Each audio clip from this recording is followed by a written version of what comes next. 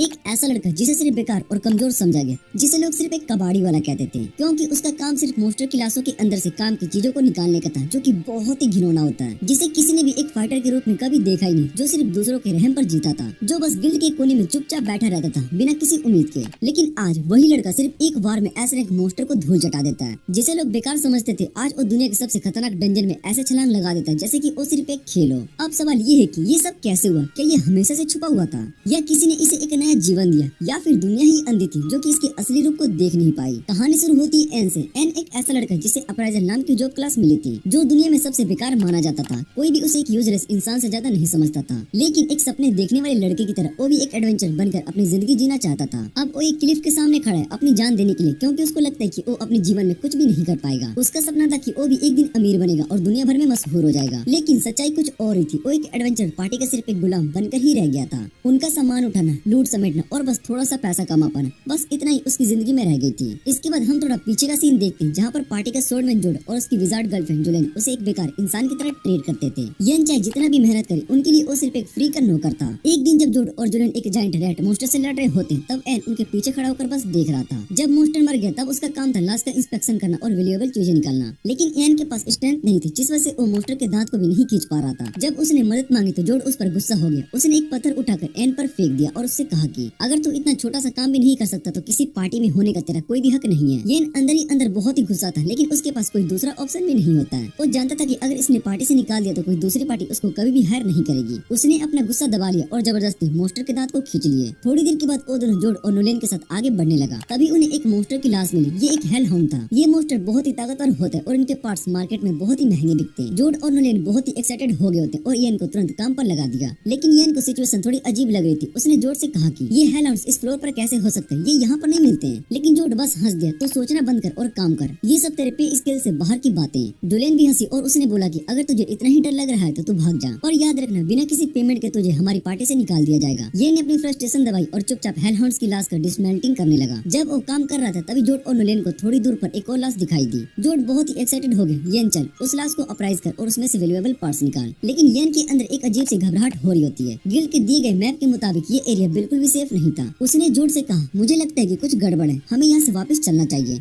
लेकिन जोड चिल्लाया, अगर तू अब यहाँ से भाग गया तो तेरा पैसा भी गायब हो जाएगा और साथ में तेरी जॉब भी चली जाएगी। येन के पास अब कोई चॉइस नहीं होती है। उसने अपनी सारी फीलिंग अंदर ही दबा ली और चुपचाप उनके साथ चल पड़ा। जब वो डंजन के एक और हिस्से में पहुंचे तो वहाँ पर हर जगह हेल हाउंड्स की लाशें बिखरी हुई थी। जोलेन और जोड इसे एक बहुत ही बड़ा ट्रेजर ट्रोव समझ रहे थे, लेकिन सिर्फ येन को समझ में आया था कि एक ट्रैप है। उसने घबरा कर कहा, ये लाशें यहाँ पर क्यों पड़ी हुई है? अगर किसी एडवेंचर ने इस हेल हाउंड्स को मारा होता तो वो वैल्यूएबल पार्ट्स को ले जाते। ये सब अनटच्ड है। लेकिन जोड और जोलेन सिर्फ लूट के बारे में ही सोच रहे थे। उन्हें अंदाजा भी नहीं था कि वो किसी और का शिकार बनने वाले थे। लेकिन अफसोस, छोटी सोच रखने वाला जोड लॉजिक समझने की अकल नहीं रखता। उसने येन को गुस्से से डांट दिया, बकवास बंद कर और काम कर। लेकिन तब येन का चेहरा एकदम सफेद पड़ गया। उसने आगे उंगली उठाई और थरथराती आवाज में बोला, हेल हाउंड्स। जोड और जोलेन ने पलट कर देखा और दोनों की जान सूख गई। एक पूरी हेल हाउंड्स की फौज उनकी तरफ दौड़ रही थी। उन सब के जबड़ों से खून टपक रहा था और तभी येन को समझ में आया कि ये जो मरी हुई हेल हाउंड्स की लाशें थी, ये किसी गैंग वॉर का शिकार बनी थी। जोड और जोलेन ने अपनी तलवारें छोड़ी और अपनी पतलून को गीली करने लगे। एक हेल हाउंड को मारना मुश्किल था और ये तो पूरा का पूरा झुंड था। न वो इनसे लड़ सकते थे और न ही इनसे बचकर भाग सकते थे। लेकिन तभी जोड के दिमाग में एक घटिया आइडिया आया। उसने जोलेन की तरफ देखा और बोला, हमारे बचने का एक ही तरीका है, येन को उनके सामने छोड़ दो। येन ये सुनते ही उसके होश उड़ गए।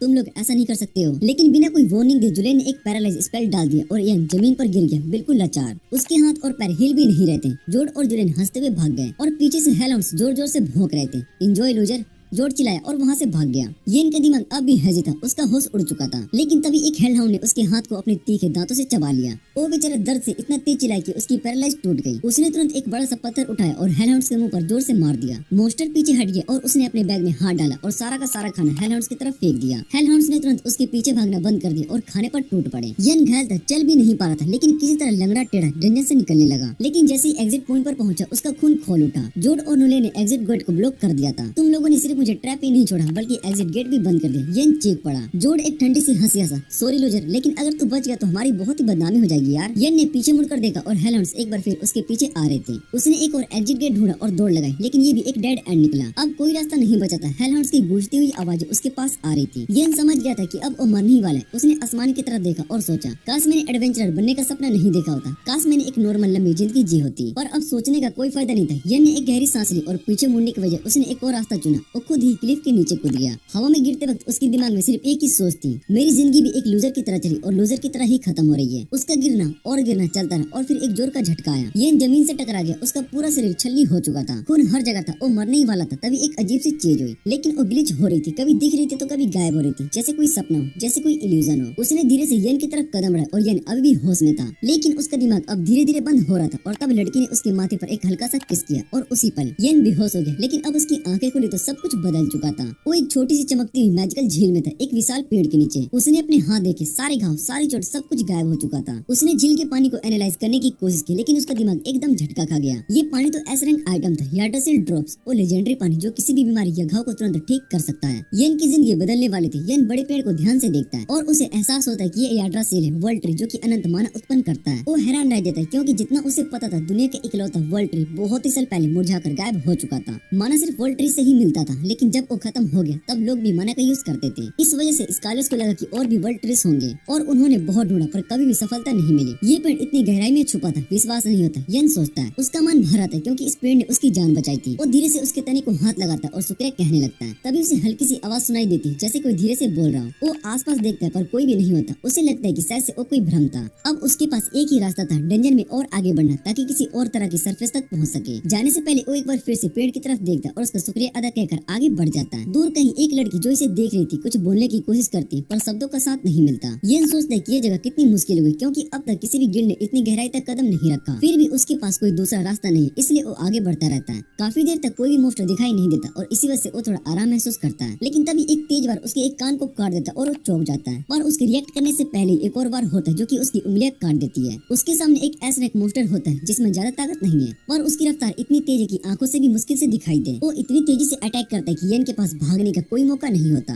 एक के बाद एक तेज वार उसके शरीर पर पड़ने लगता है। येन किसी तरह लौटकर वर्ल्ड ट्री के पास पहुंचने की कोशिश करता है, लेकिन मोस्टर उस पर आखिरी वार करने के लिए तैयार होता है। लेकिन तभी कुछ अजीब होता है और मोस्टर अचानक से रुक जाता है। येन पीछे मुड़कर देखता है और उसके होश उड़ जाते हैं। उसके सामने एक बड़ा सा मोस्टर आकर खड़ा हो गया होता है। डंजन का सबसे खतरनाक शिकारी एक भयानक ब्लैक बियर जो कि तुरंत उसे छोटे मोस्टर पर टूट पड़ता है। वो उसे छल कर रख देता है और फिर येन की तरफ देखता है और एक ही बार में उसका चेहरा चीर देता है। येन चिल्लाने लगता है और दर्द से बिल्कुल बेहोश होने वाला होता है। बियर उसे उठाकर जोर से दबाता है जैसे कि उसकी हड्डियां तोड़ देगा। उसे लगता है कि यही उसका अंत है, पर तभी एक तेज तलवार की चमक होती है और एक ही बार में ब्लैक बियर गिर जाता है, वो भी मरा हुआ। येन होश खो चुका था पर जाने से पहले उसकी आंखों के सामने एक छोटी सी परछाई दिखाई देती। कोई उसके पास खड़ा है। मैंने सिर्फ इसलिए मदद की क्योंकि मुझे किसी खास ने कहा था। येन ये सुनता है और उसकी आंखें बंद हो जाती है। जब वो होश में आता है तो वो वापस से वर्ल्ड ट्री के नीचे होता है। पूरा का पूरा इलाज हो चुका होता है उसका। येन की आंख पूरी तरीके से ठीक हो चुकी होती है और वो जैसे ही अपनी नई आंख को देखता है उसके सामने एक लड़की दिखाई देती है, सफेद कपड़ों में, एक प्याली चाय हाथ में मुस्कुराती हुई। उसकी खूबसूरती को देखकर येन बस वहीं का वहीं रुक जाता है जैसे वो कोई झाड़ू हो। वो अभी भी उस लड़की को देख ही रहा होता है। तभी उसके पास एक छोटी सी लड़की आ जाती है और वो बोलती है कि उसके बारे में कोई अजीब सोच मत रखना। एन नहीं समझ पाता है कि वो क्या कह रही है और ये छोटी सी लड़की जो कि बिल्कुल फ्लैट है आखिर में एक खूबसूरत लड़की को अपनी बेटी क्यों बता रही है। लड़की गुस्से में देखती है, मेरी बेटी के लिए ऐसा मत सोचना और ये चाय पियो, इसने तुम्हारे लिए ये बनाया है। उसके कहने से पहले जबरदस्ती वो एन को चाय पिला देती है, लेकिन चाय वाकई में लाजवाब होता है। तभी एन को पता चलता है कि छोटी लड़की असल में यूर्सुला वर्ल्ड ट्री की गार्डियन है और जो खूबसूरत लड़की उसके सामने खड़ी है उसका असली नाम यूरी है, पर वो यूर्सुला की बेटी नहीं है। उर्सुला साफ कह देती कि उसे किसी की जान बचाने में कोई रुचि नहीं है, लेकिन सिर्फ यूरी की जिद की वजह से उसने डंजन में आकर येन की मदद की। येन अब भी इस बात पर अटका होता है कि यूर्सुला वर्ल्ड ट्री की गार्डियन है। तभी यूर्सुला एक और सच बताते है कि इस दुनिया में 9 वर्ल्ड ट्री है और हर एक की अपनी एक गार्डियन होती है जो कि उसकी सुरक्षा करती है। लेकिन असली झटका तब लगता है जब यूर्सुला बताते कि यूरी असल में एक इंसान नहीं बल्कि वर्ल्ड ट्री की आत्मा है। यूरी को शुरू से उर्सुला ने संभाला, इसलिए उसे अपनी माँ बताती है। येन बिना सोचे बोल पड़ता है कि यूरी वाकई में बहुत ही खूबसूरत है। यूर्सुला तुरंत उसकी तरफ गुस्से से देखती है, अगर तूने उस पर लाइन मारने की कोशिश भी की तो मैं वो तेरी आंख निकाल दूंगी जिससे कि मैंने मुश्किल से बनाया है। ये सुनकर येन को याद आता है कि उसकी आंख तो बियर ने खराब कर दी थी। यूर्सुला उसको समझाती कि वर्ल्ड ट्री की बूंदी उसके घाव को भर सकती लेकिन नई आंखें नहीं बना सकती। तभी यूरी ने चाहा कि येन दोबारा से देख सके और भी मजबूत बन सके।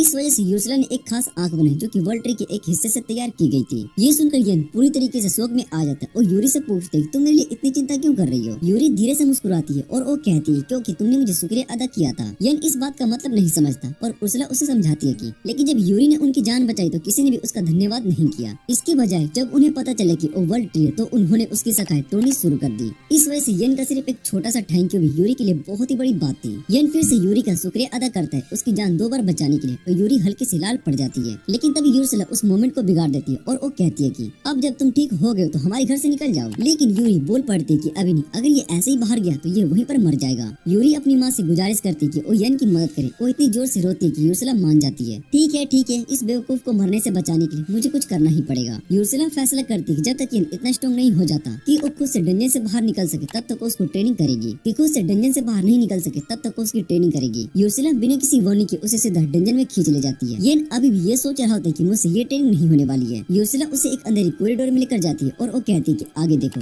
येन अंधेरी की तरफ देखता है और वो बोलते है कि ये जगह मेरे फ्यूचर से बहुत ज्यादा अंधेरी है। यूर्सला उसके सर पर एक छोटी सी चपाट लगाती है, चुप कर गधे। फिर वो समझाते कि उसकी लेफ्ट आंख में वर्ल्ड ट्री की पावर है और अगर वो ध्यान लगाए तो वो सब कुछ देख सकता है। येन ध्यान लगाने की कोशिश करता है लेकिन उसका ध्यान सिर्फ यूरी की तरफ चला जाता है और तभी सब कुछ एकदम साफ दिखने लगता है। यूर्सला बहुत ही खुश होती है। अब तक तो तू बस अपनी आंख का 1% भी यूज नहीं कर रहा था। और उसके बाद वो बिना किसी वार्निंग के एक और बड़ा पत्थर एक सोए हुए आईबॉल मॉन्स्टर के ऊपर फेंक देती है। मॉन्स्टर गुस्से से जाग पड़ता है और इधर उधर तोड़फोड़ करने लगता है। यूर्सला कहती है कि पहला लेसन इसके सभी अटैक को डोज करो। येन बहुत ही शॉक्ड होता है, ये कैसा लेसन है, मेरा अप्राइजल स्किल ऐसा काम नहीं करता। यूर्सला उसके सर पर एक फिर से थप्पड़ लगाती है, इसका यूज करने की कोशिश तो कर भोंदू। वो कहती है कि येन का स्पिरिट टाइप अप्राइजल स्किल को नए तरीके से यूज कर सकता है। येन अपनी आंख का इस्तेमाल करता है और वो देखता है कि मॉन्स्टर उसके दाएं कान पर वार करने वाला है। वो एक्साइटेड हो जाता है, हाँ अब मुझे इसकी मूवमेंट समझ में आ रही है। और फिर सुर मॉन्स्टर उसका कान काट देता है। येन चीख पड़ता है पर यूर्सला बिल्कुल चिल मोड में एक बैरियर बना देती है और वर्ल्ड ट्री की ड्रॉप्स उसे देखकर उसका कान हील कर देती है। मैं तुम्हें जितनी बार चोट लगेगी उतनी बार हील करूंगी, मतलब तू भाग नहीं सकता। फिर से मॉन्स्टर उस पर हमला करता है और इस बार एन अपनी पूरी आंख का इस्तेमाल करता है। वो देखते है कि मॉन्स्टर उसके बाएं पैर पर अटैक करेगा। वो अटैक का एग्जैक्ट टाइमिंग देखकर साइड हो जाता है। यस मैंने डोज कर लिया। पर तभी पीछे से एक और बार मॉन्स्टर उसका ध्यान भटकाता है और फिर ऊपर से एक और बार करता है। यूर्सला गुस्से से बस एक बार बच गया और खुद को हीरो बता रहा है, ध्यान लगा वरना फिर से कान कट जाएगा। पूरा एक हफ्ता येन की मॉन्स्टर के अटैक को डोज करने में प्रैक्टिस में निकल जाते हैं। अब वो सिर्फ अटैक का लोकेशन ही नहीं टाइमिंग भी समझ सकता है, लेकिन जैसे ही वो ओवर कॉन्फिडेंट होता है मॉन्स्टर उसे छुपकर अटैक कर देता है। यूर्सला हमेशा की तरह उसे हील करती है और वो कहती है पहले लेसन पास, अब सेकंड ट्रेनिंग स्टार्ट होती है। असली ट्रेनिंग तो अब शुरू होती है। यूर्सला अब सीधा चैलेंज देती है, अब तुझे इस आई बॉल बैट को हराना होगा। येन तुरंत बोल पड़ता है कि मेरी जॉब क्लास कॉम्बैक्ट के लिए सही नहीं है। यूर्सला उसके सर पर जोर से थप्पड़ मारती है और वो बोलती है रोना बंद कर और ये ले।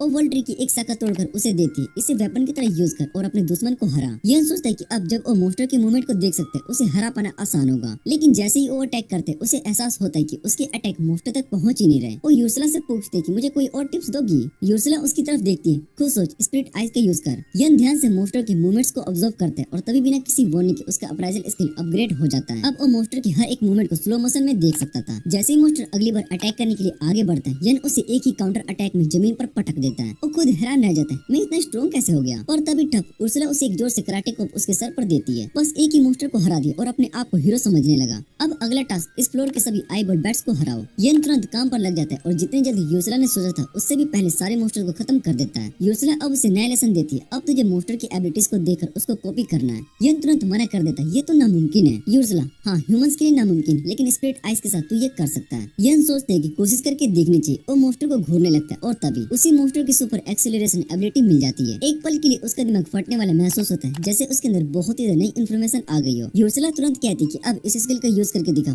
येन रेडी होता है, देखती जाओ। वो स्टार्ट पोजीशन में आता है और फिर एकदम तेजी से भागता है, जैसे मेरा दोस्त मेरे से खाना छीनकर भाग जाता है। पर तभी सब कुछ चौपट हो जाता है। उसकी स्पीड इतनी तेज होती है कि उसकी मसल्स उसका साथ नहीं देती और वो सीधा जमीन पर गिरता है। उर्सला उसके ऊपर हंसती है और वर्ल्ड ट्री के ड्रॉप्स हील कर देती है। दोबारा ट्राई कर। येन अब कंफ्यूज हो जाता है, पर मेरी बॉडी इस स्पीड को हैंडल नहीं कर सकती। यूर्सला इसलिए अब तू तब तक प्रैक्टिस करेगा जब तक कि तेरी बॉडी उसको बर्दाश्त करना ना सीख ले। एक के बाद एक बार वो दोबारा से भागता है, गिरता है, उर्सला उसे हील करती है और वो फिर से रिपीट। हजारों बार ये सब होने के बाद एक दिन उसका शरीर इस स्पीड की आदत डाल लेता है। अब उर्सला उसके सामने नया चैलेंज रख देती है, अब तुझे मेरी एबिलिटीज को अप्राइज करना होगा। येन बहुत ही एक्साइटेड हो जाता है, मुझे क्या सीखना है। और बिना किसी वार्निंग के यूर्सला एक फायरबॉल सीधा उसके मुंह पर छोड़ देती है। येन शौक में चिल्लाता है, ये क्या था। यूर्सला हंसकर कहती है कि मुझे ये सीखना है कि बिना किसी स्पेल चेंट किए मैजिक कैसे कास्ट करते हैं। येन तुरंत अप्राइज करने की कोशिश करता है, लेकिन उससे पहले एक और फायरबॉल सीधा उसके मुंह पर लगती है और वो एक मीडियम रोस्ट बन जाता है।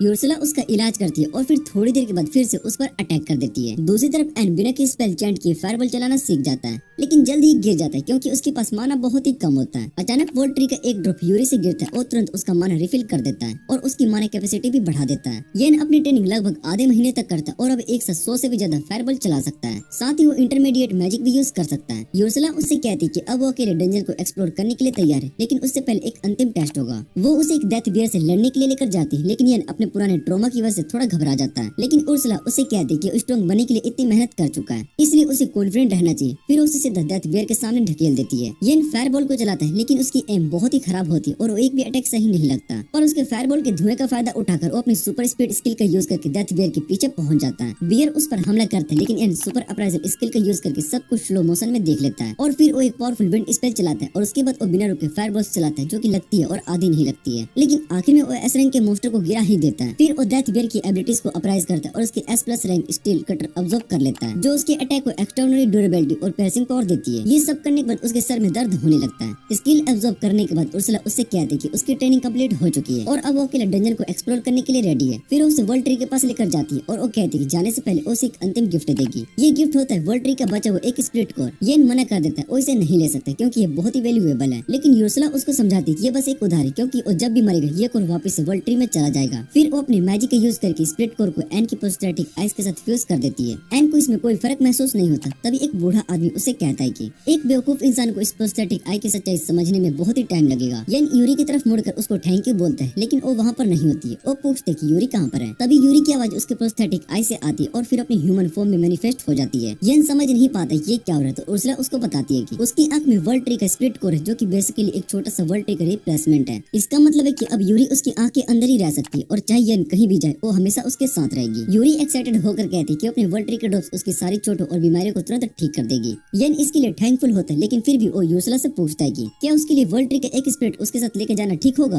उर्सुला बिना किसी वार्निंग के उसे एक जोर से ड्रॉप किक मार देती है। वो चाहती थी कि यूरी किसी रैंडम इंसान के साथ ना जाए, लेकिन साथ ही उसे ये भी पसंद है कि यूरी नई दुनिया घूमे और नए दोस्तों से मिले। इसी वजह से उसने डिसाइड किया कि वो उसे येन के साथ भेजेगी, क्योंकि चाहे वो कितना भी बेवकूफ है लेकिन दिल का बहुत ही अच्छा है। येन कसम खाता है कि वो यूरी का ध्यान रखेगा। उर्सुला उससे कहती है कि बेहतर होगा कि वो अपनी कसम निभाए। फिर वो उसके हाथ पर एक ग्लोइंग टैटू बनाती है जो कि इन्फिनिट स्टोरेज स्पेल होता है। उसके बाद वो एक स्प्लिट सोर्ड को निकालती है जो कि उसने यूरी की दी गई रॉ मटेरियल से बनाई थी और कहती है कि उसे अपने स्टोरेज में डालने, लेकिन स्टोरेज में डालने से पहले ही उर्सुला ने बिना किसी वार्निंग के उसके सीधे आंख में छुरा घुसा दिया और एक मैजिक स्टोन उसके गले के अंदर खींच दिया। येन चीख कर पूछते कि ये तुमने क्या कर दिया। उर्सुला शांति से समझाती है कि अब उसकी आंख एक सेज स्टोन से रिप्लेस हो चुकी, जो कि उन दोनों के बीच का मेटल लिंक बना देगी। अब वो कभी भी एक दूसरे से बातें कर सकते हैं और उर्सुला उसके दिमाग में चल रहा हर एक सीन को देख सकती है। फिर वो एक और सीरियस टोन में कहती कि अगर उसने यूरी के साथ ज्यादा क्लोज होने या फिर कोई और गलत हरकत करने की कोशिश की तो उसे ढूंढकर मार देगी। ये सुनकर येन थोड़ा सा पसीना पसीना हो जाता है। फिर वो यूरी से पूछता है कि सरफेस पर पहुंचने के बाद उसका क्या प्लान है। यूरी कहती है कि वो अपनी बहनों से मिलना चाहती है। उर्सुला समझाती है कि पहले सिर्फ एक ही बड़ा वर्ल्ड ट्री था, लेकिन वो 9 पार्ट्स में टूट गया और यूरी उनमें से एक, बाकी वर्ल्ड ट्री उसकी बहनें हैं। येन वादा करता है कि वो पूरी दुनिया घूमकर उसकी बहनों से मिलवाएगा। इसके साथ ही उसका सफर शुरू होता है। उर्सुला उससे बताती रहती है कि कौन सा रास्ता लेना चाहिए और कौन सा मोस्टर्स उसके सामने आएंगे। येन देख लेता है कि अब एसरेक मोस्टर को हराना काफी आसान हो चुका है और अब एबिलिटी एब्जॉर्ब करने से सर्द का दर्द भी नहीं होता, क्योंकि यूरी तुरंत से हील कर देती है। जल्दी वो बॉस के रूम में पहुंच जाता है और उर्सुला समझाती है कि जब तक कि वो बॉस को नहीं हराता तब तक अगले फ्लोर तक का रास्ता नहीं खुलेगा। येन थोड़ा डाउट में पड़ जाता है, क्योंकि बॉस मोस्टर अब तक सबसे पावरफुल दुश्मन में से एक होगा, लेकिन यूरी और उर्सुला उससे कहती है कि उसे अपने पर भरोसा रखना चाहिए। उनकी बातें सुनकर वो मोटिवेट हो जाता है। वो बॉस रूम के अंदर जाता है और उसके सामने एक बड़ा सा डंजन कोर दिखाई देता है। अचानक जमीन पर एक समनिंग सर्कल चमकने लगता है और उसमें से एक विशाल स्टोन गुलेम बाहर आता है। येन तुरंत यूरी से कहता है कि वो वापस से उसकी आंख में चली जाए और फिर बिना किसी देरी के गुलेम की तरफ दौड़ पड़ता है। येन आसानी से गुलेम का पहला अटैक से बचता है, लेकिन अगले ही पल गुलेम उस पर एक जोर का पंच मार देता है। येन तुरंत अपनी एक एक्वायर्ड स्किल का यूज करते हैं, जिससे कि उसके हाथ स्टील मजबूत हो जाते हैं, लेकिन पंच का इम्पैक्ट उसके लेग मसल को फाड़ देता है। यूरी बिना किसी देरी के उसे तुरंत हील कर देती है। फिर येन अपने डिसॉल्विंग पॉइजन स्किल का यूज करता है जो कि उसने एक विशाल सांप को मारकर हासिल की थी और गुलेम का हाथ पिघला देता है। इससे गुलेम और भी ज्यादा गुस्से में आ जाता है और बिना सोचे समझे एक के बाद एक पावरफुल अटैक करने लगता है। एन मुश्किल से किसी तरह बच पाता है और बड़े पत्थर के पीछे छिप जाता है। उसे समझ में आता है कि वो गुलेम के पास नहीं जा सकता। तभी उर्सुला उससे कहती है कि वो अपनी सबसे पावरफुल स्किल का यूज करे। अब उसके पास उतनी माना है कि उस स्पेल को कास्ट कर सके।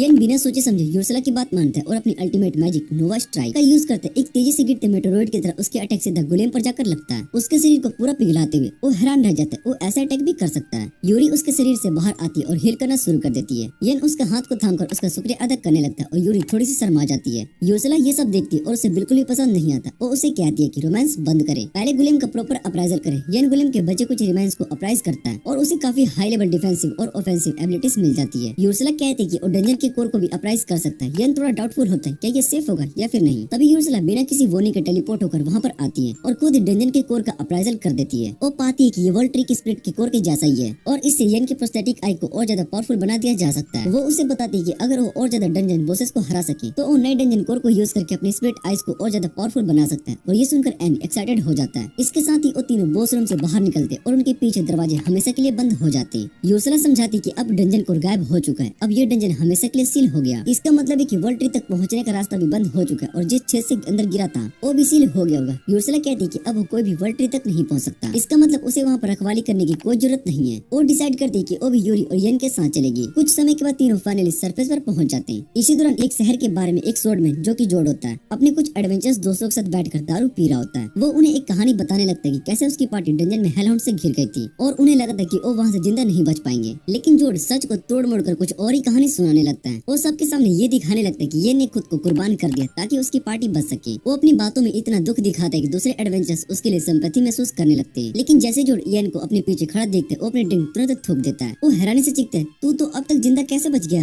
येन एकदम कैजुअली कहता है कि मैंने बस मोस्टर को हरा दिया। ये सुनकर जोड़ को यकीन नहीं होता और दूसरे एडवेंचर्स उससे कहते हैं कि उसे कुछ होना चाहिए कि उसका सेवियर अभी भी जिंदा है। तभी येन सभी को सच्चाई बताता है। वो सभी को बताता है कि जोड़ और जुलियन ने उसको पैरालाइज मैजिक से गिरा दिया था और उसे वहाँ पर मोस्टर के बीच मरने के लिए छोड़ दिया था। ये सुनकर सारे एडवेंचरर्स गुस्से से धधक उठते हैं और जो भी हाथ लगता है वो जोड़ पर फेंकने लगते हैं। लेकिन येन सभी को रोक लेता है और वो कहते हैं चलो चाहे जो भी हो, जोड़ वही पहला इंसान था जिसने मुझे अपनी पार्टी में जगह दी। फिर वो इस हरामी का शुक्रिया अदा करता है और बस इतना कहकर वहाँ से चला जाता है। सब लोग हैरान रह जाते हैं क्योंकि अब उसका एटीट्यूड पूरी तरीके से चेंज हो चुका था। इसके बाद येन, यूरी और उर्सुला एक नए डंजन को एक्सप्लोर करने लगते हैं। वो एक के बाद एक पावरफुल डंजन बॉसेस को हरा रहे होते हैं और उनके ड्रैगन कोर्स ऑब्जर्व कर रहे होते हैं। उनका असली लक्ष्य वर्ल्ड ट्री को ढूंढना होता है। लेकिन महीने गुजर गए होते और अब तक उन्हें कोई भी जानकारी नहीं मिलती है। एक दिन एक और डंजन ट्रिप से लौटते वक्त उन्हें दूर से चीखने की आवाज सुनाई देती है। तीनों तुरंत वहाँ पर पहुँचते हैं और वो देखते हैं कुछ मोस्टर्स एक कैरिज पर अटैक कर रहे हैं। येन बिना किसी देरी के मोस्टर का सफाई कर देता है और उनकी एबिलिटीज ऑब्जर्व कर लेता है। दूसरी तरफ यूरी और यूर्सुला घायल सैनिकों को हील करने में लग जाती है। उसके बाद येन कैरिज के अंदर जाता है और एक गुलाबी बालों वाली लड़की को देखता है। लड़की तुरंत उसे देखते उस पर फिदा हो जाती है और उसे जोर से पकड़ लेती है। वो एक्साइटेड होकर कहती कि मेरा हीरो आ गया। येन पूरा कंफ्यूज हो जाता है, ये क्या हो रहा है यार? तभी उसे पता चलता है कि ये लड़की क्लाउडिया है, किंगडम की तीसरी प्रिंसेस, और उसके साथ जो आदमी वो जैस्पर मर्चेंट गिल्ड का लीडर है। क्लाउडिया येन और उसकी टीम को पैलेस में आने का इन्विटेशन देती है ताकि उसका प्रॉपर धन्यवाद कर सके। लेकिन जैसे ही वो पैलेस पहुंचते क्लाउडिया बिना किसी शर्म के एन पर अटैक करने लगती है। लेकिन उसके पहुंचने से पहले यूरी बीच में आ जाती है और उसे डिक्लेयर करती कि मैं एन की पत्नी हूँ। येन ये सुनकर बहुत ही शॉक्ड में हो जाता है। लेकिन असली झटका उसे तब लगता है जब क्लाउडिया कैजुअली कहती है कि मुझे कोई प्रॉब्लम नहीं है, मुझे दूसरी पत्नी बनने में कोई दिक्कत नहीं है। इतना सुनकर यूरी और क्लाउडिया के बीच में फुल आर्गुमेंट शुरू हो जाता है कि कौन पहली पत्नी और दूसरी पत्नी बनेगी। लेकिन सबसे बड़ा ट्विस्ट तब आता है जब मर्चेंट विस्पर सीधे एन के पास आता है। वो कहता है कि मुझे लगता है कि तुम्हें मुझसे शादी कर लेनी चाहिए। येन एकदम शॉक हो जाता है, क्या? उसने कभी सोचा नहीं था कि वो लड़कियों के साथ साथ लड़कों के लिए भी इतना अट्रैक्टिव हो सकता है। जैस्पर एक शरारती मुस्कुराहट के साथ कहते हैं रिलैक्स, इसके पीछे एक खास वजह है। फिर वो एन और उसके साथियों को अपने ट्रेजरी में लेकर जाता है और समझाता है कि उसे रेयर जेमस्टोन कलेक्ट करने का शौक है और एन की लेफ्ट है एक स्प्लिट कोर है, सबसे रेयर और वैल्यूएबल जेमस्टोन जो कि दुनिया में एग्जिस्ट करता है। येन ये देखकर हैरान हो जाता है कि जैस्पर ने उसका राज जान लिया। फिर मर्चेंट उसको एक कहानी सुनाता है जिसमें असली वर्ल्ड ट्री की बात होती है। वो बताता है कि वर्ल्ड ट्री ने अपनी सारी शक्ति खत्म करके डीमन लॉर्ड को सील कर दिया था और उसके बाद वो इस दुनिया से गायब हो गया। जैस्पर कहता है कि वो बहुत ही सालों से उस स्प्लिट कोर को ढूंढ रहा था और अब जब उसको वो मिल गया तो उसे हमेशा के लिए अपने पास रखना चाहता है। येन उसका प्रपोजल मना करना चाहता है क्योंकि उसे एक रूलर की तरह है और यूर्सुला उसको समझाती है जैस्पर के पास सिर्फ पैसे ही नहीं बल्कि वर्ल्ड ट्री के बारे में बहुत ही सारी इन्फॉर्मेशन भी है, तो अगर वो उसकी मदद करेगा तो उसको और भी वर्ल्ड ट्री से ढूंढने में आसानी होगी। येन थोड़ा मजबूरी में ही सही पर बात को मान जाता है और ये भी कहते हैं कि शुरुआत में सिर्फ दोस्ती तक की बात रहेगी। जैस्पर को इसमें कोई दिक्कत नहीं होती और वो हंसता है और वो कहते हैं कि एक दिन येन भी उसकी टीम का प्राउड मेंबर बनेगा। कुछ समय के बाद एन, यूरी और उर्सुला एक छुपी हुई डंजन में जाने का फैसला करते हैं जो कि जैस्पर ने बताई थी। उन्हें उम्मीद होता है कि शायद से वहाँ पर यूरी बहने मिल सकती है। येन अकेले डंजन के अंदर चला जाता है पर अंदर जाकर उसको एक डेड एंड मिलता है। यूर्सुला बताती है कि दीवार पर एक टेलीपोर्टेशन स्पेल लगी है जिसे टच करने से पोर्टल एक्टिवेट हो जाता है और जैसे एन इस स्पेल को टच करता है वो एक बड़े जंगल के बीच में पहुंच जाता है। जंगल को देखकर वो घबरा जाता है और वो कहते हैं कि डंजन के अंदर एक जंगल कैसे हो सकता है। यूर्सुला समझाती है कि शायद से एक पावरफुल इल्यूजन की वजह से डंजन का पूरा स्ट्रक्चर ही चेंज हो गया। येन सोचने लगता है कि इतना बड़ा इल्यूजन सिर्फ एक वर्ल्ड ट्री ही बना सकता है। तभी उसको अचानक एक आवाज सुनाई देती है। यूरी तुरंत पहचान लेती है कि ये आवाज उसकी शैतानी बहन पीना की है। पीना येन के अंदर से बाहर आती है और यूरी से बात करने लगती है। पीना यूरी से कहती है कि उसको वापस देखकर बहुत ही खुश है और उसको डंजन के एंड में मिलने के लिए कहती है। येन उस शैतानी लोड़ी से गुस्सा होकर कहता है कि यूरी इतनी दूर से उससे मिलने आई थी तो डायरेक्ट टेलीपोर्टेशन मैजिक का यूज करके सबको अपने पास क्यों नहीं बुला लेती। पीना कहती है कि वो टेलीपोर्टेशन मैजिक नहीं चला सकती इसलिए उन्हें खुद चलकर उनके पास आना पड़ेगा। यूरी बिना किसी शिकायत के मान जाती है। पीना हंसी मजाक में कहती है कि यूरी को तो आराम से बैठ जाना चाहिए और अपने बॉयफ्रेंड को सारा काम करने देना चाहिए। यूरी ये सुनते ही शर्मा जाती। यन भी उसको कहते हैं कि वापस उसकी आंख के अंदर चली जाए क्योंकि डंजन बहुत ही डेंजरस हो सकता है और उसके बिना वो और जल्दी रास्ते से गुजर सकेगा। वीना उसकी ओवर कॉन्फिडेंस का मजाक उड़ाती है और वो कहती है कि उसने जंगल में 100 से भी ज्यादा डेंजरस ट्रैप्स और मोस्टर्स छुपा रखे, कोई भी इंसान इस ट्रैप से नहीं बच सकता। और एन बस एक हल्की सी स्माइल देता है और वो कहता है कि देखते हैं। फिर वो सीधा चल पड़ता है और यूर्सला अपनी एनालाइज को शुरू कर देती है। ये अपनी राइट आइज का यूज करके ट्रैप्स का एग्जैक्ट लोकेशन जान जाता है और उसको डोज करते हुए जंगल में स्पीड रन कर देता है। पीना गुस्से से फ्रस्ट्रेट हो जाती है और वो चीख कर कहती है कम से कम प्रिटेंड तो कर लो कि मुश्किल हो रही है, मैंने इतनी मेहनत से ये ट्रैप्स लगाए थे। यूरी बताती है कि पीना को नई चीजें बनाने और लोगों को एंटरटेन करने का बहुत ही शौक है। ये बिना किसी झिझक के कहते हैं कि उसका ये एंटरटेनमेंट किसी की जान भी ले सकता है। पीना बस हंस कर कहती है कि वो कोई कातिल नहीं, वो हमेशा लोगों को तब तक बाहर भेजती है जब तक कि उन्हें असलियत में खतरा ना हो। फिर वो एक और धमकी देती है, अगले राउंड में और भी ज्यादा स्ट्रॉन्ग मोस्टर आने वाले, इसलिए येन को अभी भी हार मान लेनी चाहिए। येन बस एक तेज स्माइल देता है और वो कहता है कि वो किसी भी हालत में यूरी को खुश करेगा। इतनी ही देर में एक एस रैंक प्लांट मोस्टर सामने आ जाता है और मोस्टर अपनी स्लीपिंग पुलेम का यूज करता है और येन के पास ऑल एलिमेंट रेजिस्टेंस होती है और उसको नींद तक नहीं आती। पीना को ये देखकर बहुत ही गुस्सा आता है। येन बिना वक्त गवाए अपनी तलवार को निकालता है और एक ही बार में मोस्टर को मार जाता है। फिर उसका अप्राइजल करता है ताकि उसकी स्किल को कॉपी कर सके। उसको पता चलता है कि उसकी एक यूनिक स्किल के थ्रू किसी भी तरह के प्लांट्स और सीड्स जनरेट कर सकता है। वो सोचता है कि स्किल काफी यूजफुल हो सकती है पर तभी कुछ उसके सिर पर गिरता है। वो बहुत ही हैरान होता है कि उसको मारने वाला दिख क्यों नहीं रहा है। यूर्सला समझाते हैं कि यहाँ के मोस्टर स्टेल्थ स्किल का यूज कर रहे हैं इसलिए वो दिखाई नहीं दे रहे। पीना ये देखकर शौक हो जाती है कि येन की एक हेडशॉट लगने के बावजूद भी वो सीधा खड़ा कैसे है। येन हंसी में कहता है कि उसके पास सरप्राइज अटैक नलिफिकेशन है इसलिए इस तरह के अटैक का उस पर कोई असर नहीं होता और पीना और ज्यादा फ्रस्ट्रेटेड हो जाती है। इससे पहले कि वो और कुछ करे उर्सला उससे छुपे हुए मोस्टर का लोकेशन डिटेक्ट कर देती है। येन बिना सोचे समझे ग्रेविटी मैजिक का यूज करता है और सभी मोस्टर को एक सेकंड में कुचल देता है। जैसे ही वो मरते हैं स्टेल आर्म्स दिखना शुरू हो जाते हैं और येन तुरंत अप्राइजल स्किल का यूज करके उनकी स्टेल्थ स्किल और एक्सप्लोसिव लिविंग पावर को कॉपी करता है और पीना गुस्से से चीख पड़ती है। फिर भी वो हिम्मत नहीं आती और इस बार वो एक नहीं बल्कि 2 ऐसे एक मोस्टर को एक साथ भेज देती है पर येन अपनी सुपर स्पीड का यूज करता है और एक सेकंड में दोनों को मार गिराता है। पीना जब ये सुनते कि येन सिर्फ एक अप्राइजर है वो भी इतना पावरफुल तो वो फाइनली हार मान लेती है। दूसरी तरफ जोड जो कि पहली एन की पार्टी में था बिल्कुल बर्बाद हो चुका है। गिल्ड में सब उससे दूर भाग रहे और जुलियन भी ऐसे बिहेव करे जैसे कि वो बिल्कुल लाचारी थी और जोड ने उसको फोर्स किया था ताकि वो एन को पैरालाइज करे। गिल्ड के कुछ बेवकूफ उसकी बात मान लेते और जोड को गिल्ड से निकाल देते। वो गुस्से से चिल्ला पड़ता है कि सब कुछ एन की वजह से ही हुआ है, अगर वो चुपचाप मर गया होता तो ये सब नहीं होता। वो बेइज्जती से गुस्से में एक हाई डिफिकल्टी क्वेस्ट लेने का फैसला करता है ताकि अपनी रेपुटेशन को वापस बना सके। उसका टारगेट होता है एक सी रैंक का मोस्टर जो कि उसी डंजन में छुपा होता है जिसमें पीना का सीक्रेट एंट्रेंस है। जैसे ही वो दीवार पर हाथ रखता है उसके सामने टेलीपोर्टेशन स्पेल एक्टिवेट हो जाता है। अगली पल वो भी जंगल में आ जाता है और वो सोचता है कि यहाँ पहले कुछ स्ट्रॉन्ग मोस्टर ढूंढने चाहिए।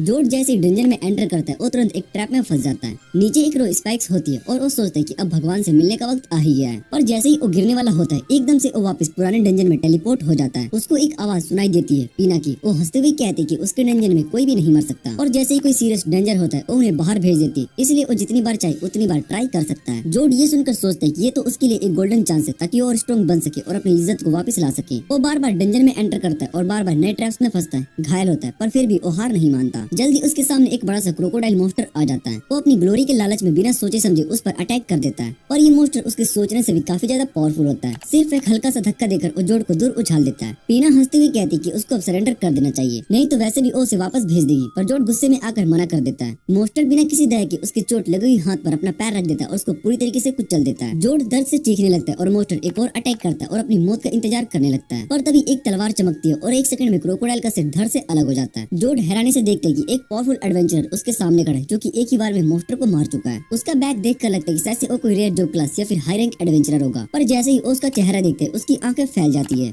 तू यहाँ पर क्या कर रहा है? जोड शौक में चिल्ला पड़ता है और एक गार्बेज पिकर जैसा इतना पावरफुल मोस्टर को कैसे मार सकता है। यन सिर्फ एक छोटे से स्माइल देता है और वो कहता है कि बस थोड़ी एक्सरसाइज हो गई। फिर वो जोड की चोटों को देखता है और उसे हील करने के लिए कहता है। यूरी होली वाटर उसके जख्मों पर डालती है और एक सेकंड में पूरा ठीक हो जाता है। जोड का दिमाग और भी घूमने लगता है, पर इससे पहले कि वो और सवाल करे यन बस अपना हाथ उठाता है और मैजिक से उसे सुला देता है। फिर वो पीना से कहता है कि इसे तुरंत बाहर भेज दो। इतना सब होने के बाद वो अपना टाइम वेस्ट किए बिना अपने स्पीड रन वापस शुरू कर देता है और बॉस रूम तक पहुंच जाता है। पीना हंसकर कहती है बॉस रूम के उस पार में इंतजार कर रही हूँ। यन को टेंशन होने लगती है कि अगर उसने बॉस को हरा दिया तो कहीं वर्ल्ड ट्री का रास्ता हमेशा के लिए बंद न हो जाए। पर यूर्सला उसको समझाती कि जब तक डंजन को इंसिस्ट है ऐसा नहीं होगा। यन ये सुनकर बिना किसी हेजिटेशन के बॉस रूम में एंटर करता है। रूम के अंदर भी एक पूरा का पूरा फॉरेस्ट होता है। अचानक जमीन तेज हिलने लगती है। यन तुरंत हवा में उड़ता है और वो देखता है कि जमीन के नीचे एक फिश है। यन के ऊपर टर्टल का पैर गिरने वाला होता है पर बिल्कुल भी उसको छूता नहीं। तभी उसको समझ में आता है कि जायंट टर्टल सिर्फ एक इल्यूजन है। वो तुरंत अपनी स्पेशल स्किल यूज करके इल्यूजन को तोड़ देता है और असली बॉस मास्टर सामने आता है, एक छोटा प्यारा सा बेबी टर्टल। यूर्सला हैरानी से बोलती है कि तुम कैसे समझ गए? मुझे तो अभी तक समझ में आया ही नहीं था। यन उस छोटी सी टर्टल को उठाता है और अप्राइजल स्किल का यूज करता है। डिस्क्रिप्शन को देखकर यूर्सला ऑलमोस्ट चौंक पड़ती है। ये तो 4 महा क्रिएटर डिवाइन बीस्ट में से एक संतान है। यन कंफ्यूज्ड हो जाता है। यूर्सुला एक्सप्लेन करती कि 4 डिवाइन बीस्ट उतने ही पावरफुल होते हैं जितना कि एक ओरिजिनल वोल्ट्री होता है। तभी पीना बोलती है चलो ट्रायल क्लियर करना है तो बॉस मॉन्स्टर को हराओ। यन भी वैसे ही एक्सप्रेशन बनाता है और पीना उन दोनों की इनोसेंट शक्ल को देखकर पिघल जाती है। उफ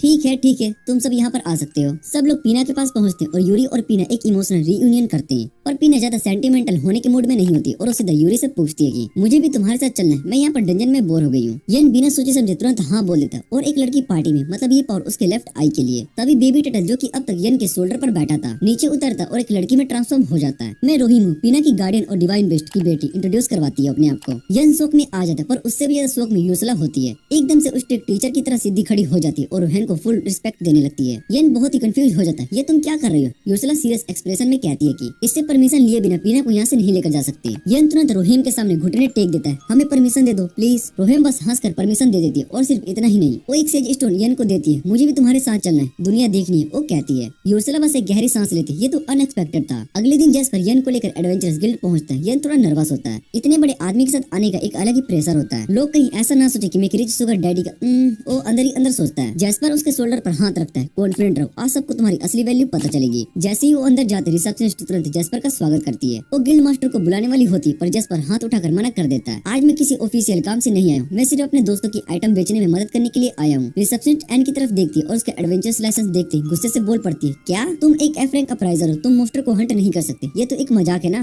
गिल्ड के अंदर बाकी सभी लोग भी यन का मजाक उड़ाने लगते हैं। उन्हें लगता है कि वो जेस्पर को धोखा देने की कोशिश कर रहा है। सबकी बातें सुनकर यन थोड़ा घबरा जाता है, लेकिन तभी जेस्पर उससे कहता है कि सबको दिखाओ कि उसके पास क्या है। यन अपने इन्फिनिटी स्टोरेज से रेयर मोस्टर ड्रॉप्स निकालता है। लोग ये सब देखकर चौंक जाते हैं क्योंकि ये वो आइटम है जिसके बारे में उन्होंने सिर्फ सुना था ना कि देखा था। उसे यकीन नहीं होता कि एक अपराइजर भी इन सभी आइटम को खुद कलेक्ट कर सकता है, इसलिए सब उस पर चोरी का इल्जाम लगाने लगते हैं। ये सब सुनकर यन को ऐसा लगता है कि जैसे उसका सेल्फ स्टीम टाइटैनिक की तरह दब रहा। उसे लगता है कि उसे गिल्ड आना नहीं चाहिए था। तभी एक टॉमबॉय मॉमी वहाँ पर आती है और सबको चिल्लाने लगती है कि किसी को भी उसके काम पे बेसिस पर उसे जज नहीं करना चाहिए। सभी लोग उसे पहचान जाते हैं कि वो कोई और नहीं बल्कि गिल्ड मास्टर मेघान होती है। उसका गुस्सा देखकर सभी लोग चुप हो जाते हैं। मेघान तुरंत समझ जाती है कि यन की आंखों में कुछ अलग है। तभी रिसेप्शनिस्ट भी कंफर्म कर देती कि सारी आइटम्स असली है। जेस्पर सभी को अनाउंस करते हैं कि सभी मोस्टर्स को एन ने खुद हंट किए हैं और वो इस बात का पूरा पर्सनल गारंटी लेता है। रिसेप्शनिस्ट तुरंत यन से माफी मांगती है और मेघान भी उससे कहती है कि रिसेप्शनिस्ट को माफ कर दे क्योंकि उसने बस एक अपराइजर समझकर उसे जज कर दिया था। इतना सुनकर यन को अच्छा लगता है और वो मेघान को थैंक यू बोलकर मुस्कुराता है। ये देखकर मोमी मेघान को उसमें इंटरेस्ट आने लगता है। वो बस हंसकर कहती है कि यन बहुत ही क्यूट लग रहा है, वो चाहे तो मेघान का बॉय टॉय बन सकता है। यन ये सुनकर पैनिक हो जाता है क्योंकि उसे समझ में नहीं आता कि इस बात पर क्या जवाब दे। मेघान उससे कहती है कि अच्छे से सोच ले क्योंकि आगे चलकर उन दोनों की मुलाकात होती रही। ये कहकर वो अपने ऑफिस में चली जाती है। रिसेप्शनिस्ट यन से कहती है कि वो थोड़ा रुक जाए ताकि उसकी आइटम का एस्टिमेट निकाल सके। तभी जेस्पर कहता है कि यन को हिडन डंजन की आइटम्स में दिखानी चाहिए। ये सुनकर वहाँ के एडवेंचरर शॉक्ड हो जाते हैं कि यन ने एक हिडन डंजन को भी क्लियर किया। अब सब उसे एक सेलिब्रिटी की तरह ट्रीट करने लगते हैं पर यन को ये अटेंशन बिल्कुल भी पसंद नहीं होता, इसलिए वो वहाँ से भाग जाता है। बाद में जब वो गर्म पानी के टब में रिलैक्स कर रहा होता है तभी अचानक यूरी उसके बगल में आ जाती है। ये देखते ही यन पैनिक हो जाता है क्योंकि उसने कभी भी किसी लड़की को बिना कपड़ों में नहीं देखा था। पीना भी अपनी बड़ी बहन यूरी के पीछे आती और मजाक करने लगती है कि यन का तीसरा पैर यूरी को देखकर रिएक्ट कर रहा है। वो यूरी को भी चढ़ने लगती है पर तभी यूर्सुला वहाँ पर आ जाती है और इतनी तेज मैजिक चला देती है कि लगभग यन का उड़ना तय था। यन तुरंत वहाँ से भागकर बाहर चला जाता है ताकि उसे और ज्यादा शर्मिंदगी ना हो जाए। बाहर जाकर उसे कीरो दिखती है जहाँ पर वो रिलैक्स कर रही होती है। वो यन को थैंक यू बोलती है कि उसने पीना और उसे अपने साथ रखा क्योंकि उसने बहुत ही समय बाद पीना को इतना खुश देखा है। यन उसे कहते कि अब वो बाकी 6 बहनों को भी ढूंढने वाला है। पर ये सुनकर कीरो उदास हो जाती है और वो कहती कि बहन 6 नहीं बल्कि 7 है। ये सुनकर यन शॉक्ड हो जाता है। कीरो उसे समझाती है कि सबसे पुरानी वर्ल्ड ट्री इस दुनिया से गायब हो चुकी है और उसका स्पिरिट कोर अभी भी पूरा डिस्ट्रॉय नहीं हुआ है। कीरो को पूरा यकीन है कि काइना जो कि वर्ल्ड ट्री की स्पिरिट है अब भी कहीं न कहीं अपने गार्डियन के साथ जिंदा है। पर प्रॉब्लम ये है कि किसी को भी नहीं पता कि उसे ढूंढना कहाँ पर है। अगले दिन यन एक अच्छे मूड में उठता है और वो सोचता है कि अब से बाकी वर्ल्ड ट्री की तलाश शुरू कर देनी चाहिए। वो जेस्पर के ऑफिस जाता है उससे बात करने के लिए पर वहाँ जाकर वो देखता है कि मोमी मेघान भी वहाँ पर मौजूद है और उसके पास उसके लिए एक खास क्वेस्ट है। मेघान बताती है कि उसका मिशन एक बहमद नाम के मिस्टीरियस ड्रैगन को मारना है। ये ड्रैगन बहुत साल पहले डीमन लॉर्ड ने बनाया था और जब डीमन लॉर्ड गया तो वो भी उसके साथ गायब हो गया पर वो फिर से दिखाई दिया है। मेघान चाहती है कि यन उस एसएस रैंक मोस्टर को खत्म करे। जेस्पर ये साफ कह देता है कि ये मिशन उसकी जान भी ले सकता है। वो दोनों समझ सकते हैं कि अगर यन इस मिशन को रिजेक्ट कर दे पर बिना किसी हेजिटेशन के वो इस टास्क को एक्सेप्ट कर लेता है। मेघान उसका शुक्रिया अदा करती है और उसका सक्सेस का दुआ करती है। अगले दिन यन उस जगह पर आता है जहाँ पर बहमत को देखा गया था। उर्सुला उससे बताती है ये एक एशियंट अर्थ ड्रैगन है जो कि मानव को ऑब्जर्व कर सकता है और ऐसे मैजिक बुलेट्स को फायर करते हैं जो कि स्पेस तक को चीर सकती है।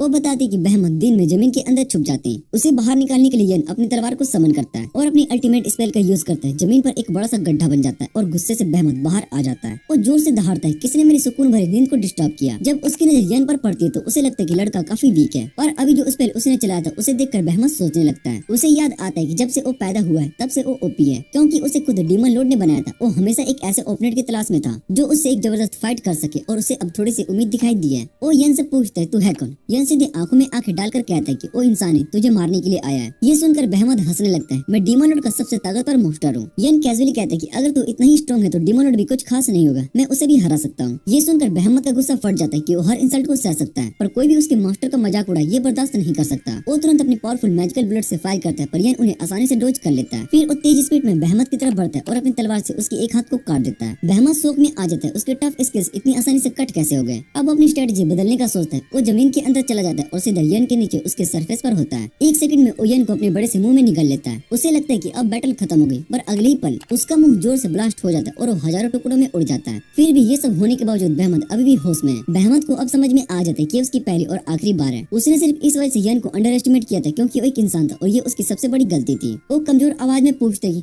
तूने मुझे कैसे हराया। यन कैजुअली कहता है कि मैंने तेरा काम अंदर से तमाम कर दिया। बहमत कंफ्यूज हो जाता है। यन समझाता है कि उसने पहले एनालाइज कर लिया था कि ड्रैगन की टफ स्किल्स माना ऑब्जर्व कर सकती है, मतलब बाहर से अटैक करना बेकार होता है, इसलिए उसने अल्टीमेट स्पेल से बहमत के अंदर ब्लास्ट किया, जिससे कि उसके बचने का कोई भी मौका नहीं मिला। वो ये भी बताता है कि उसने एक पावरफुल बैरियर बनाया था ताकि एक्सप्लोजन का असर उस पर ना हो। बहमत समझ जाता है कि यन से लड़ना उसकी लाइफ की सबसे बड़ी गलती थी। धीरे धीरे उसकी आत्मा धुआं बनकर हवा में घुलने लगती और सिर्फ उसके बिखरे हुए रिमाइंस ही बच जाती। यन उसका अप्राइजल करता है और बहमत की एसएस रैंक स्किल कॉपी कर लेता है और उसको मिलता है मैजिकल अटैक, नलिफिकेशन, वैक्यूम और अर्थ मैनिपुलेशन। कुछ दिनों के बाद यन और यूरी एक स्पेशल इनविटेशन पर रॉयल पैलेस पर पहुंचते हैं। ये बुलावा दिया होता है प्रिंसेस क्लाउडिया ने, जो बिना किसी परमिशन के ऑलरेडी डिसाइड कर चुकी होती कि वो यन की दूसरी बीवी बन चुकी है। यन उसकी स्टूपिडिटी से इरिटेट हो जाता है और क्लाउडिया कैजुअली बोलती है कि मैं बस तुम्हें अपने पापा से मिलवाना चाहती थी। यन ये सुनकर रिलैक्स होता है कि तभी किंग खुद एंटर करते हैं। वो एकदम स्टिफ हो जाता है और गोट की तरफ फ्रीज होकर अपना इंट्रोडक्शन देने की कोशिश करता है। किंग बहुत ही सीरियस देखते हैं, पर शॉकिंग बात ये होती है कि वो भी यन को बिना किसी परमिशन के अपना दामाद मान चुके थे। किंग यन का शुक्रिया अदा करते हैं बहमत को हराने और अपनी बेटी की जान बचाने के लिए। वो इज्जत से झुकते हैं, पर यन हंसते हुए बोलता है मुझे नहीं, यूरी को थैंक्स बोलो, अगर वो नहीं होती तो मैं कुछ भी नहीं कर पाता। किंग यूरी का भी शुक्रिया अदा करता है और यन से कहते हैं कि उन्हें उसके फ्यूचर अचीवमेंट्स का इंतजार रहेगा। फिर वो अपने काम के लिए निकलने लगते हैं और जाने से पहले यन को एक सिल्वर वॉच देते हैं जिस पर रॉयल एम्बलम बना होता है। इस वॉच की वजह से यन को कहीं भी बिना रोक टोक के जाने की परमिशन मिल जाती है। पहले तो उसे लगता है कि ये बहुत ही ज्यादा हो रहा है, फिर वो सोचते हैं कि उसके काम आ सकती है यूरी की फैमिली के बारे में और इन्फॉर्मेशन ढूंढने के लिए। इस बीच यन के बहमत को हराने की कहानी पूरे शहर में फैल चुकी होती है। लोग अब उसे एक हीरो की तरह देखने लगते हैं, पर एक इंसान है जो कि खुश नहीं है, जॉर्ड। उसकी हालत अब एक लूजर की तरह हो गई और लोग उसे बस एक बेकार की तरह ट्रीट कर रहे थे। उसे यन से जलन होने लगती कि वो इतनी जल्दी इतना फेमस और स्ट्रॉन्ग कैसे बन गया। वो गुस्से में अंदर ही अंदर जल रहा होता है, पर उसमें इतनी हिम्मत नहीं होती कि यन के अगेंस्ट जा सके। तभी एक टेनेड मोमी उसके सामने आती है और एक मिस्टीरियस स्माइल के साथ बोलती है मेरा नाम इंट है और मैं एक स्पिरिट हूँ, मैं तुझे वो पावर दे सकती हूँ जो तुझे अपना बदला लेने के लिए चाहिए। यन अचानक से बुरे सपने में फंस जाता है जो उसकी पास्ट की यादों से भरा था। उसे दिखाई देता है कि जॉर्ड उसके साथ हमेशा की तरह बदतमीजी कर रहा है और उसका पास्ट सेल्फ एक लूजर की तरह बस चुपचाप सब कुछ बर्दाश्त कर रहा है। यन गुस्से में आकर अपने पास्ट सेल्फ को चीख कर समझाने की कोशिश करता है, पर बेकार, उसकी आवाज उस तक नहीं पहुंचती है। तभी एक और भी ज्यादा डरावना सीन सामने आता है। हेलॉन्स उसके आधे कटे हुए शरीर को चबा रहे होते हैं। ये देखकर यन का दिल दहल जाता है और उसे रियलाइज होता है कि अगर उसके साथ सब कुछ सही नहीं होता तो शायद से उसका यही हाल होता। उसकी लाश उससे घटिया आवाज में बोलती है तो सिर्फ इसलिए जिंदा है क्योंकि तेरी किस्मत अच्छी थी। वो उसका मजाक उड़ाती है। सच तो ये है कि तू एक लूजर है जो बस एक वर्ल्ड ट्री से टकराने की वजह से बच गया। तू चाहे जितना भी स्ट्रॉन्ग बनने का नाटक कर ले, तू अंदर से वही वीक और बेकार आदमी है। यन चिल्लाने लगता है, पर तभी उसकी नींद टूट जाती है। जैसे ही वो होश में आता है उसे पता चलता है कि यूर्सला उसके पास बैठी है। वो उससे पूछती है कि सब ठीक है ना। यन घबराते हुए बोलता है हाँ मैं ठीक हूँ, पर हम हैं कहाँ पर। यूर्सला उसे बताती है किंग से मीटिंग के बाद वो थकावट की वजह से गिर गया था और बस अब सोता ही रह गया था।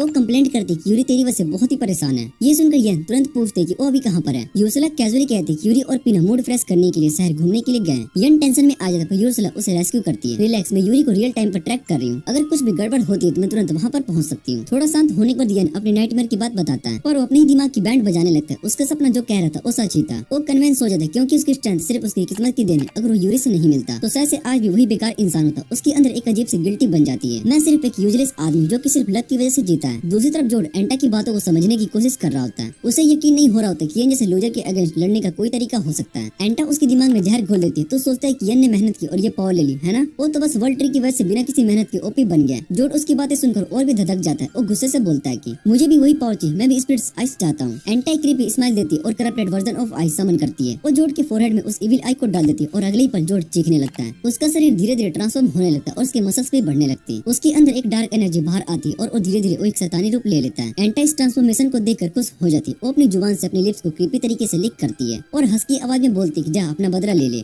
जोड एक बुलंद चीख मारता है और एक जंप से आसमान तक पहुंच जाता है। अब वो पहले से 1000 गुना ज्यादा फास्ट और स्ट्रॉन्ग महसूस कर रहा था।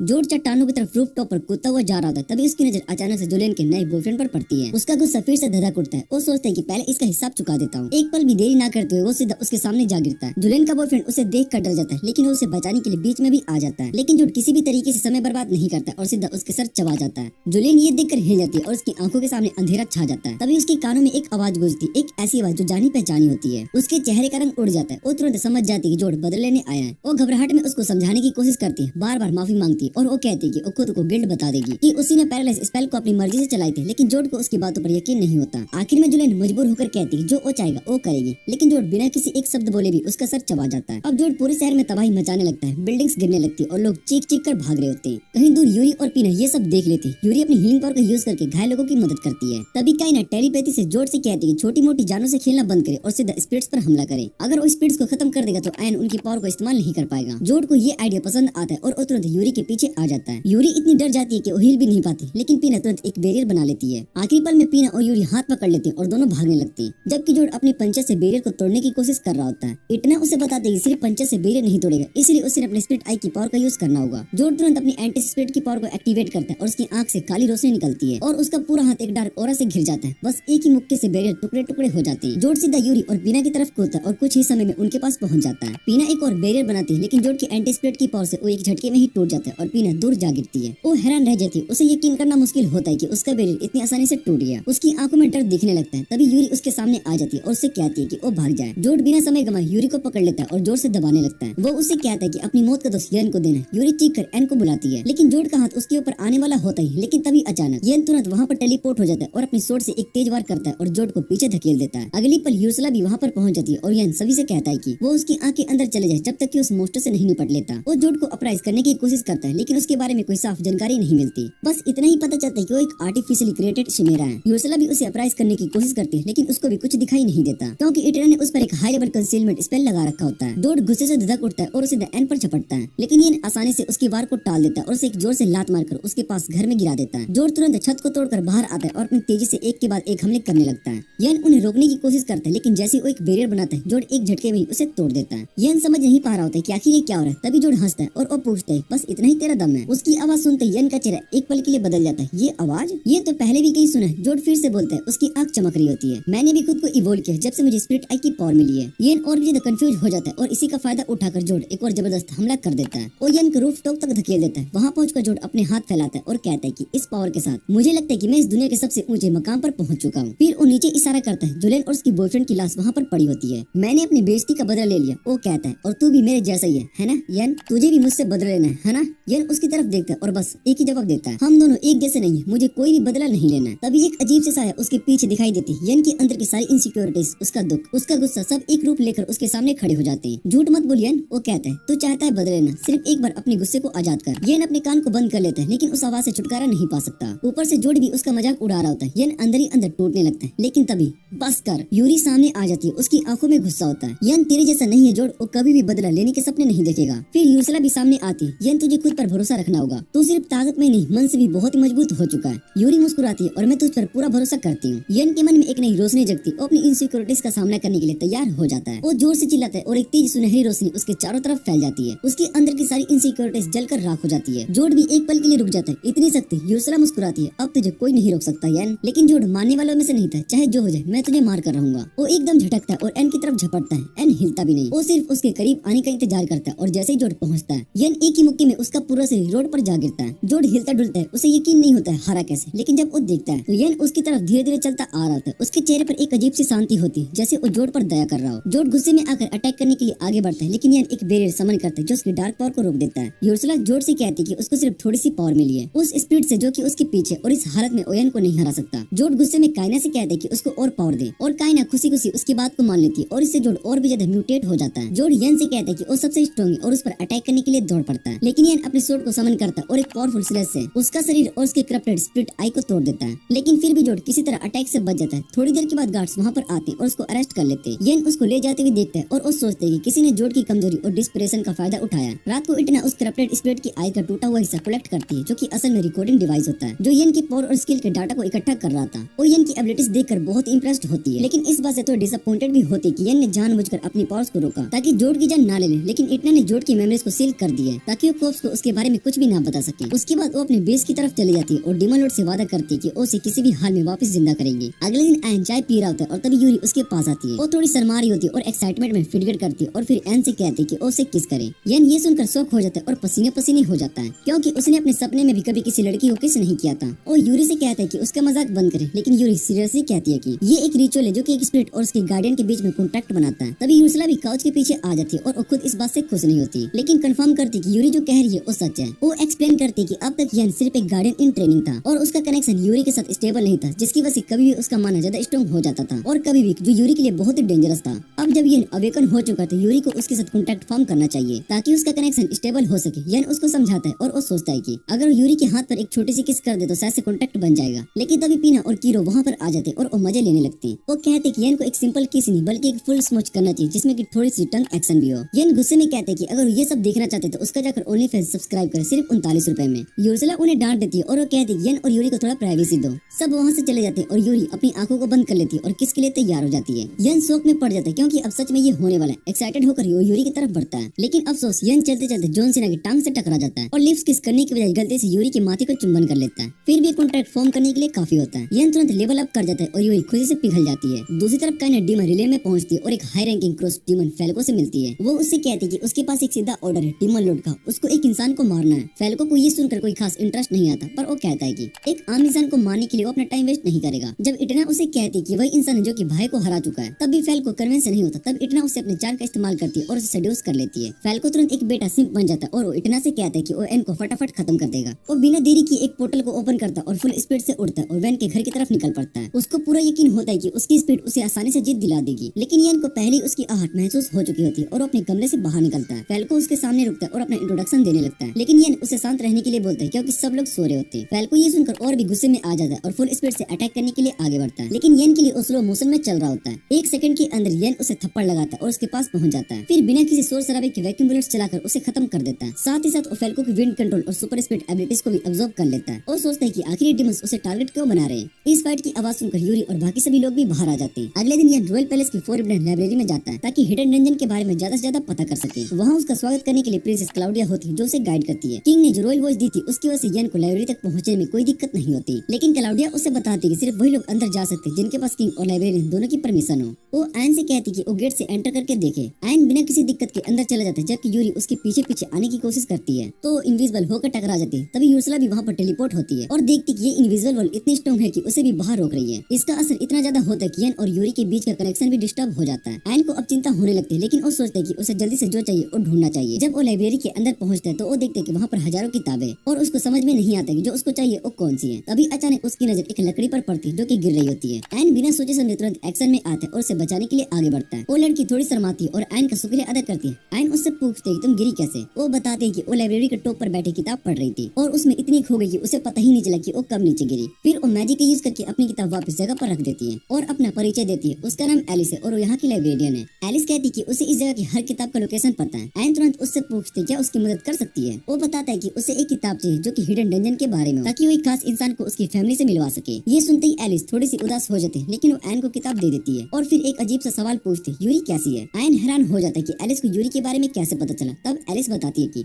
वो भी वर्ल्ड के स्पिरिट्स में से एक है और उसे एन की आंखों से यूरी का स्पिरिट कोर दिखाई दे रहा होता है। एन ये सुनकर हिल जाता है, लेकिन तभी अचानक एलिस का गार्डियन आयाइका वहाँ पर आ जाता है और उसे डांटने लगता है कि उसने पहले क्यों नहीं बताया कि लाइब्रेरी में एक मेहमान आया। लेकिन आयन और आयाइका की बात तुरंत जम जाती है। फिर आयाइका बताता है कि एलिस की बहन लाइब्रेरी के बाहर इंतजार कर रही है। आयन ये सुनकर सोचता है कि बाहर जाकर उनसे मिले, लेकिन आयाइका उसे रोकता है। वो कहता है कि ये लाइब्रेरी रॉयल प्लेस के अंदर नहीं है, बल्कि एक हिडन डंजन जो कि सिर्फ एक स्पेशल पोर्टल से एक्सेस होता है।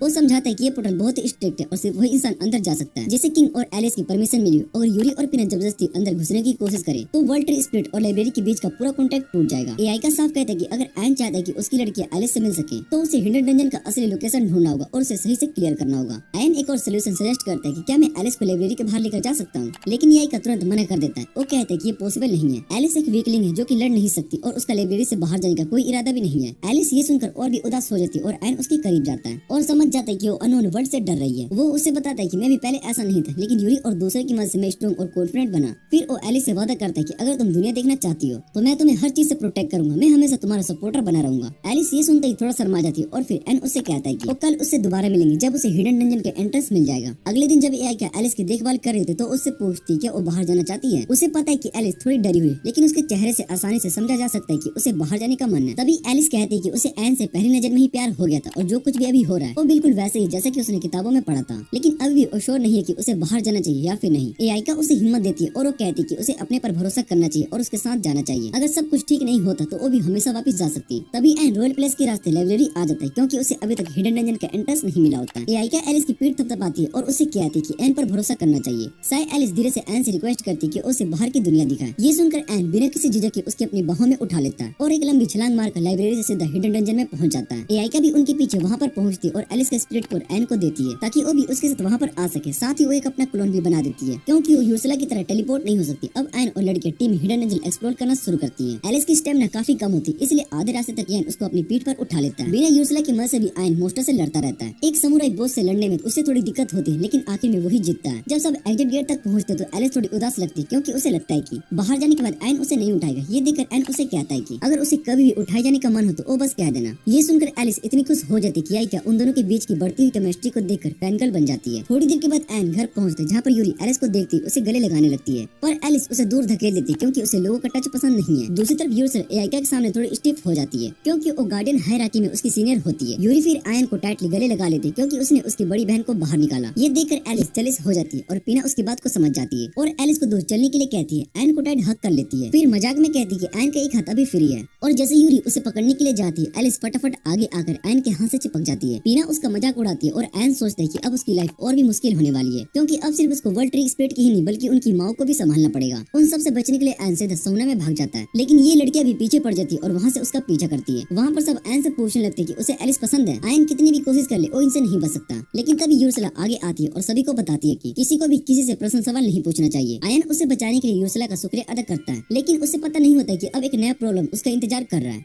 आयन को डर लगता है कि अगर ये स्टेमी ब्यूटीज उसके आसपास रही तो कहीं उसका वर्ल्ड ट्री राइस ना हो जाए। वो लड़कियों से कहते हैं कि उसे और ज्यादा हीट बर्दाश्त नहीं हो रही, इसलिए वो सोना से निकलने लगता है। लेकिन तभी अचानक एलिस उस पर गिर जाती है। आयन देखता है कि उसे यहाँ पर रहने में दिक्कत हो रही है। वो उससे कहता है कि अगर उसे तकलीफ हो रही तो उसे अपने आप को फोर्स करने की जरूरत नहीं है। एलिस धीरे से कहती है कि चाहे जो भी वो हमेशा उसके साथ रहेगी, लेकिन उसकी बहनें समझाती कि ये बात उनसे ही कह रही है। वो तुरंत उससे चिपक जाती है और वो कहती है कि अब वो हमेशा साथ एडवेंचर पर जाएंगे। गार्डियंस को समझ में आ जाता है कि इन लड़कियों ने एलिस का कन्फेशन ब्लॉक कर दिया, लेकिन उन्हें इसमें ज्यादा दखल देना पसंद नहीं होता। इसके बाद आयन सीधा उर्सला के पास जाता है और उसे कहते हैं कि वो एलिस के स्पिरिट को उसकी आंख में डाल दे। यूर्सला मान जाती है, फिर एआई का उसको अपना सिज स्टोन दे देती है ताकि एन उसकी पावर को भी यूज कर सके। यूर्सला दोनों चीजें एन के अंदर अब्जॉर्ब करवा देती है। एलिस ये देखकर बहुत ही खुश होती है और उसकी तरफ चलने लगती है, लेकिन तभी उसका पैर फिसल जाता है। गिरने से बचने के लिए वो एन का सहारा लेने लगती है, लेकिन गलती से उसका पैंट खींच देती है और सबके सामने मार्शल वुड का दर्शन हो जाता है। अगले दिन एन जस्पर और मेघान से मिलने के लिए जाता है। वो बताते हैं कि उनके पास राजा की एक स्पेशल रिक्वेस्ट आई है जो कि सिर्फ एन ही पूरा कर सकता है। रिक्वेस्ट कुछ डीमन से जुड़ी हुई है जो कि एक हीरो के बनाए डायमेंशनल बैरियर की वजह से हमेशा के लिए ह्यूमन विलियम से निकाल दिया गए थे, लेकिन अब कुछ डीमंस एक जगह रैग टेरिटरी पर हमला कर रहे हैं। कोई भी नॉर्मल एडवेंचरर उनसे लड़ नहीं सकता। जस्पर और मेघान एन से कहते हैं कि वो इनसे पहले निपट ले जब तक कि ये और लोगों को नुकसान ना पहुंचाए। आयन तुरंत अपनी हैरम का एक मीटिंग बुलाता है और वो डिसाइड करते हैं कि वो ये मिशन एक्सेप्ट करेगा। इसी बीच रैग टेरिटरी में कुछ लोग स्टोन हेंज की तरफ जा रहे होते हैं। एक खुश मिजाज लड़की मिया अपने पिता से पूछती कि वो लोग कहाँ जा रहे हैं। उसका पिता घबराहट में कहते कि वो उसकी माँ से मिलने के लिए जा रहे हैं जो कि अब स्वर्ग में। सब लोग स्टोन हेंज के सामने रुकते हैं। तभी अचानक एक हाइड्रा डीमन पत्थरों के बीच से बाहर आता है। मिया का पिता उसे आगे बढ़ने के लिए कहता है क्योंकि उसका मानना होता है कि हाइड्रा उसे उसकी माँ के पास ले जाएगा, लेकिन मिया सच्चाई जानती थी क्योंकि उसे पता चल चुका होता है कि उसे बलि चढ़ाने के लिए यहाँ पर लेकर आया गया है। लेकिन फिर भी वो हिम्मत दिखाती है और पूरे गांव की रक्षा करने के लिए अपनी जान देने के लिए तैयार हो जाती है। लेकिन जैसे ही हाइड्रा उसे निगलने लगता है उसके पिता का मन बदल जाता है। वो हाइड्रा से विनती करता है कि वो उसे छोड़ दे और उसकी जगह पर उसे खा ले।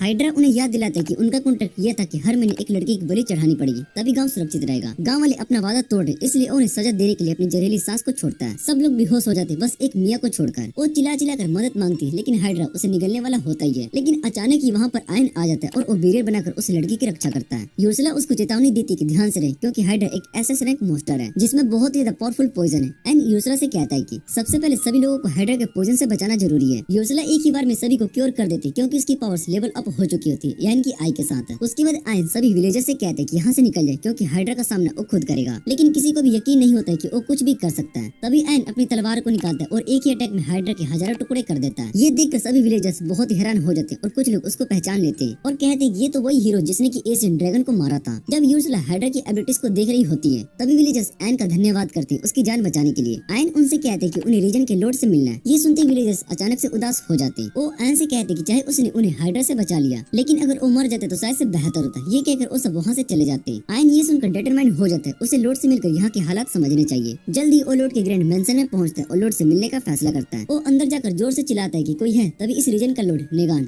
बाहर आता है लेकिन वो बिल्कुल भी बेवकूफ और लापरवाह इंसान जैसा लगता है। दोनों साथ में चाय पीते और तभी आयन उसको बताता है कि यहाँ इस रीजन में हो रहे डिमंस के हमले के बारे में जानने आया। न्यून उसे शांत स्वर में कहते कि यहाँ आसपास कोई भी डिमंस नहीं है और जो गिल्ड रिपोर्ट्स मिली थी वो बस बढ़ा चढ़ा कर लिखी गई है क्योंकि यहाँ मोस्टर की संख्या वैसे ही ज्यादा है। आयन फिर भी कहते कि वो यहाँ पर कुछ दिन रुकना चाहता है और रात को पेट्रोल करेगा ताकि वो कंफर्म कर सके। ये सुनते ही लॉर्ड की पर्सनैलिटी अचानक से बदल जाती है। उसके हाथ से चाय का कप गिर जाता है और वो शोक में पहुंच जाता है। आयन ने हाइड्रा को कैसे मार दिया। लॉर्ड गुस्से में चिल्लाता है कि हाइड्रा वो एकमात्र चीज थी जो कि फॉरेस्ट को मोस्टर विलेज पर हमला करने से रोकी हुई थी। आयन गुस्सा होता है और वो कहता है कि ये गलत है। विलेजर्स को बचाने के लिए हाइड्रा से डील की गई क्योंकि हाइड्रा हर साल एक इंसान की बलि मांग रहा था। नेउन उसे बिना शर्म के कहता है कि आदमी की बलि देना कोई बड़ी बात नहीं थी अगर इससे पूरे रीजन की रक्षा हो रही थी। वो आयन से कहता है कि तुम लोग बस मोस्टर्स को मारकर वापस चले जाओगे लेकिन इस रीजन के लोग तुम्हारी वजह से दुख भोगने वाले हैं। ये कहकर वो गुस्से में रूम के अंदर चला जाता है और आयन कंफ्यूज होता है अब उसको क्या करना चाहिए। मेंशन से निकलने के बाद न्यून एक मैजिक मिरर के सामने जाता है और उसमें अपनी रिफ्लेक्शन से बात करता है। वो अपने रिफ्लेक्शन को शैडो कहता है और घबराहट में बताता है कि आयन ने हाइड्रा को मार दिया। शैडो उसको समझाता है कि कोई बात नहीं, हम हाइड्रा की जगह दूसरा मोस्टर्स ढूंढ लेंगे। लेकिन उनका सबसे बड़ा प्रॉब्लम आयन है। शैडो ने उनको बेवकूफ बनाकर कहता है कि आयन एक डीमन है क्योंकि कोई भी इंसान ऐसा रैंक मोस्टर हाइड्रा को नहीं मार सकता। फिर वो न्यून से कहता है कि अगर उसको टेरिटोरी की रक्षा करनी तो आयन को मरना होगा। न्यून इस बात पर तुरंत यकीन कर लेता है और आयन को खत्म करने की तैयारी शुरू कर देता है। ये देखकर शैडो हंसने लगता है और वो कहता है कि इंसान कितने आसानी से बहका दिए जाते हैं। अब बस थोड़ी और प्लानिंग के बाद वो मैजिक मिरर से बाहर आकर न्यून के शरीर को कब्जे में ले लेगा। दूसरी तरफ आयन विलेज का हाल देखकर हैरान रह जाता है। विलेज की दीवारें पूरी तरीके से टूटी हुई होती है और कहीं भी रखवाले नहीं होते। जब वो विलेजर्स न्यून के बारे में पूछते तो जैसे वो उसका नाम सुनते वो तुरंत भागने लगते हैं। आयन समझ जाता है कि सभी लोग उससे डरते। वो कुछ सबूत ढूंढने की कोशिश करता है जो कि विलेज की सच्चाई बता सके। तभी उसकी नजर एक आदमी पर पड़ती है जो कि अकेला बैठकर अपने खेतों की तरफ देख रहा होता है। खेत मोस्टर के हमले से बर्बाद हो चुका होता है। जब हाइड्रा मरी थी तभी मोस्टर ने उसका पूरा खेत तबाह कर दिया। वो आदमी आयन से कहता है कि उसे यहाँ से चले जाना चाहिए क्योंकि उस जैसे लोग उनकी कोई भी मदद नहीं कर सकते। ये बात सुनकर आयन को थोड़ा बुरा महसूस होता है लेकिन तभी वो तुरंत अपने मैजिक का यूज करता है और वो सबसे पहले अपनी मैजिक से खेतों को फिर से तैयार करता है और तुरंत ही मैजिक सीड्स को उगाकर नए सब्जियां उगाने लगता है। फिर वो अर्थ मैजिक का यूज करके विलेज के आसपास एक मजबूत और ऊंची दीवार बना देता है ताकि मोस्टर्स अंदर न आ सके।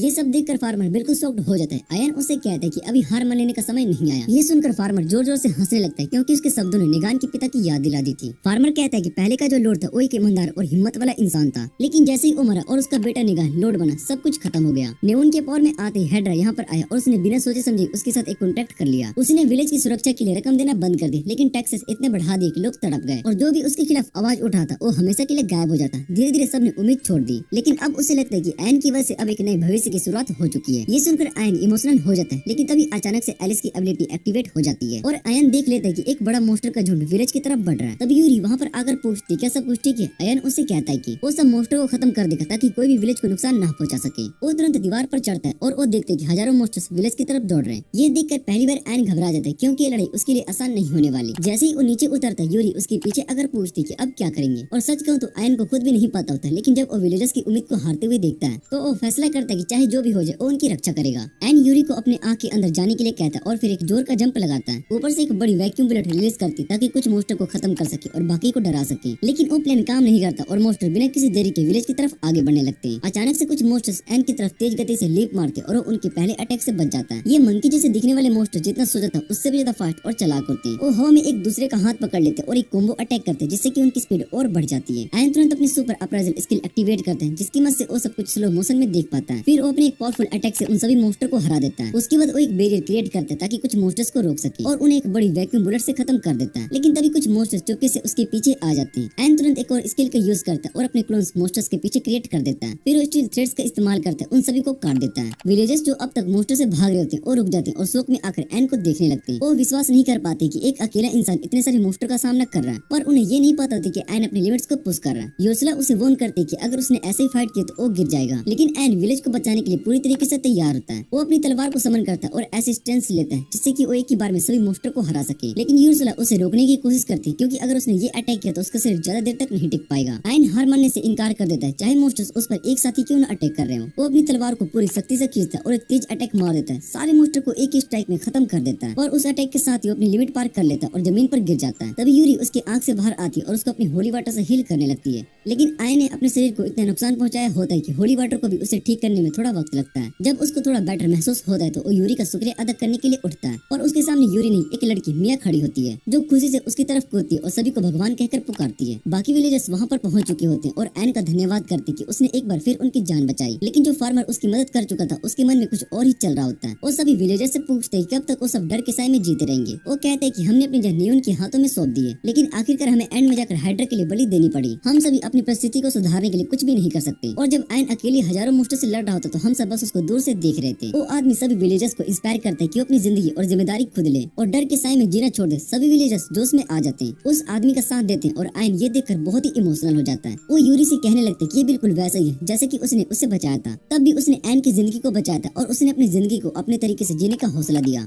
और अब जब उसने यही चीज विलेजर्स के साथ की तो उसे लगता है कि जैसे वो भी यूरी की तरह एक बेहतरीन इंसान बन गया है। लेकिन तभी विलेजर्स उनका ये मोमेंट तोड़ देते और जोर से चिल्लाते हैं कि अब वो कभी भी नेगुन को अपनी जिंदगी पर हावी नहीं होने देंगे। और जैसे ये बात खत्म होती है नेगुन वहाँ पर आ जाता है। वो गुस्से से पूछते कि वो सब उसके बारे में क्या बात कर रहे थे। विलेजर्स उसे देखकर घबरा जाते हैं, पर उनका लीडर हिम्मत दिखाता है। वो साफ कह देते कि अब से वो नेगुन की नहीं बल्कि एन की बात सुनेंगे, क्योंकि वही था जिसने उनकी जान बचाई। नेगुन ये सुनकर सिर्फ हंस देता है। फिर वो विलेजर्स से कहते कि एन सिर्फ उनका बेवकूफ बना रहा है। वो दावा करता है कि एन खुद राक्षस है जिसने खुद मोस्टर अटैक प्लान किया था, सबको अपने वश में करने और इस जगह पर राज करने के लिए। लेकिन विलेजर्स उस पर विश्वास नहीं करते। वो कहते कि एन अगर सच में राक्षस भी होता तो भी वो नेगुन के जैसा नालायक से अच्छा है। नेगुन ये सुनकर पैनिक में आ जाता है। विलेज लीडर उसे कहते कि उन्हें एक ऐसे शख्स की जरूरत है जो कि उनके साथ लड़े, बिल्कुल उसके पिता की तरह। नेगुन की हालत अब खराब होने लगती है। उसके सिर में तेज दर्द हो रहा होता है और वो शैडो से मदद मांगता है। शैडो उसे एक मिरर निकालने के लिए कहता है जो न्यूगन अपने गले में एक पेंडेंट की तरह पहना है। एन को उस मिरर से अजीब एनर्जी महसूस होती है, पर जब वो उसे अपराइज करने की कोशिश करता है तो वो फेल हो जाता है। तब उसको समझ में आता है कि उस पे किसी ने हाई लेवल कंसोलमेंट स्पेल डाल रखा है। वो तुरंत न्यूगन के हाथ से मिरर छीनने की कोशिश करता है, पर तब तक वो देर हो चुकी होती है। न्यूगन पूरी तरीके से अंधकार में समा चुका होता है। उसकी आंखों के सामने एक अलग दृश्य होता है। वो एक खून से भरे गोबलेट के पास बैठा होता है जिसमें की लाल लहर बाहर आ रही होती है। शैडो उसके सामने होता है। न्यूगन उसे सलाह मांगता है। शैडो उससे एक ही बात कहता है, जो तुझे मारना चाहते तो उसे मार डाल जैसा उन्होंने तेरे पिता को मारा। न्यूगन ये सुनकर कंफ्यूज हो जाता है। तब शैडो उसे उसके पिता की असली मौत याद दिलाने का फैसला करता है। बचपन में न्यूगन अपने पिता को अपना आदर्श मानता था। वो एक ऐसे शख्स थे जो कि सबसे प्यार करते थे और सब उनकी इज्जत करते थे। न्यूगन भी उनकी तरह बनना चाहता था, लेकिन उसका शरीर कमजोर था। विलेज के बच्चे उसके साथ खेलना नहीं चाहते थे क्योंकि उन्हें लगता था कि उसकी बीमारी उन तक पहुंच जाएगी। न्यूगन इस बात से टूट गया था और फिर एक दिन उसने कुछ लोगों को ये बात करते हुए सुना कि न्यूगन को उनका लोड एक डंपस्टर में छोड़ा हुआ मिला था, इस वजह से वो उनसे अलग दिखता था। ये सुनकर छोटे न्यूगन का दिल टूट गया और वो वहाँ से भाग गया। दौड़ते दौड़ते वो एक पल में गिरता है और आंखों से आंसू बह रहे थे। तभी शैडो ने इस कमजोरी का फायदा उठाया और उसके सामने एक पैडल के रिफ्लेक्शन में पहली बार दिखाई दिया। न्यूगन अपनी परछाई से बात करता देख बहुत ही हैरान हो गया था। तभी शैडो ने उसे कहा कि उसका काल्पनिक दोस्त है क्योंकि उसके पास कोई भी असली दोस्त नहीं है। न्यूगन ने इस बात पर बिना सोचे समझे यकीन कर लिया क्योंकि उसके पास सच में दोस्त की जरूरत थी। उसके बाद शैडो ने उससे वादा किया कि उसके बारे में किसी को भी नहीं बताएगा। उस दिन के बाद न्यूगन अपना सबसे ज्यादा वक्त शैडो के साथ बिताने लगा। एक दिन उसने देखा कि उसके पिता काफी बीमार लग रहे थे और ये देखकर वो परेशान हो गया। तभी शैडो ने अपनी असली चाय बनाई। उसने न्यूगन से कहा कि अगर अपने पिता के लिए एक औषधि वाली चाय बनाएगा तो उनकी तबीयत सुधर जाएगी। न्यूगन ने बिना सोचे समझे शैडो की बात मान ली और एक एंटीफैटिक जड़ी बूटी से चाय बनाकर अपने पिता को रोज पिलाने लगा। और दिन ब दिन उनकी तबीयत और बिगड़ती गई और एक दिन उनकी मौत हो गई। न्यूगन अपने पिता की मौत से टूट गया था और उसे ये भी डर था कि वो गांव का ध्यान कैसे रखेगा। और तभी शैडो ने कहा कि वो उसकी मदद करेगा और सब कुछ परफेक्टली हैंडल करेगा। पूरी कहानी देखने के बाद भी न्यूगन समझ नहीं पाया कि शैडो उसे क्या कहना चाहता है, क्योंकि वो तो एक ऐसी जड़ी बूटी थी जो कि थकान दूर करती थी, पर उसके पिता कैसे मर गए। शैडो उस पर जोर से हंसा और कहा कि वो एक बेवकूफ है जो कि अब तक सच नहीं समझ पाया। उसने कहा कि उसके पिता की मौत किसी और ने नहीं बल्कि न्यूगन ने अपने हाथों से ही की है। शैडो ने बताया कि वो कोई औषधि नहीं बल्कि एक जहरीला पौधा था जो धीरे धीरे मौत की तरफ ले जाता है। न्यूगन ने मना कर दिया। उसने कहा कि उसकी किताब में लिखा था कि वो पौधा एक दवा है, पर शैडो ने मुस्कुराहट के साथ बोला कि उसने अपने जादू से किताब के शब्दों को बदल दिया था। असल में वो एक जहरीला पौधा था जो धीरे धीरे जान ले लेता है। ये सुनने के बाद न्यूगन की दुनिया ही बिखर गई, पर शैडो की बातें यहीं पर खत्म नहीं हुई थी। उसने कहा कि वो उसे झूठ बोल रहा था कि वो आई की रक्षा करता है। उसने कहा कि वो उसे झूठ बोल रहा था कि आयन एक राक्षस है, पर यहाँ पर अगर कोई राक्षस है तो वो सिर्फ न्यूगन है। न्यूगन इतना हैरान हो चुका था कि वो कुछ भी नहीं कह पाया। तभी शैडो ने कहा कि उसका असली प्लान न्यूगन के पिता के शरीर को अपने कब्जे में लेना था। उसका इरादा इस दुनिया और राक्षसों की दुनिया के बीच एक रास्ता बनाने का था, जिससे कि वो यहाँ के इंसानों को उधर भेज सके। पर निविन के पिता ने कभी भी अपनी सुरक्षा कमजोर नहीं होने दी, इसलिए शैडो उनके करीब नहीं पहुँच पाया। इसलिए उसने एक ऐसे लड़की को टारगेट बनाया जो कि अपने दोस्त की भूख में अंधा हो चुका था, जो उसकी झूठी बातों को बिना सोचे समझे सच मान गया। शैडो ने उसका मजाक उड़ाया और उसने कहा कि निविन ने अपने ही हाथों से अपने पिता को मार दिया, जिसे वो दुनिया में सबसे ज्यादा प्यार करता था। ये सुनने के बाद निविन अंदर से बिखर गया। उसने जोर से चीखा जैसे कि उसका पूरा वजूद ही मिट चुका हो, और जैसे ही उसका मन कमजोर पड़ा, शैडो धीरे धीरे उसके शरीर में समा गया। ये सब होता देख एन सिर्फ खड़ा खड़ा देख रहा था। उसके सामने एक काला धुआं सा फैल गया,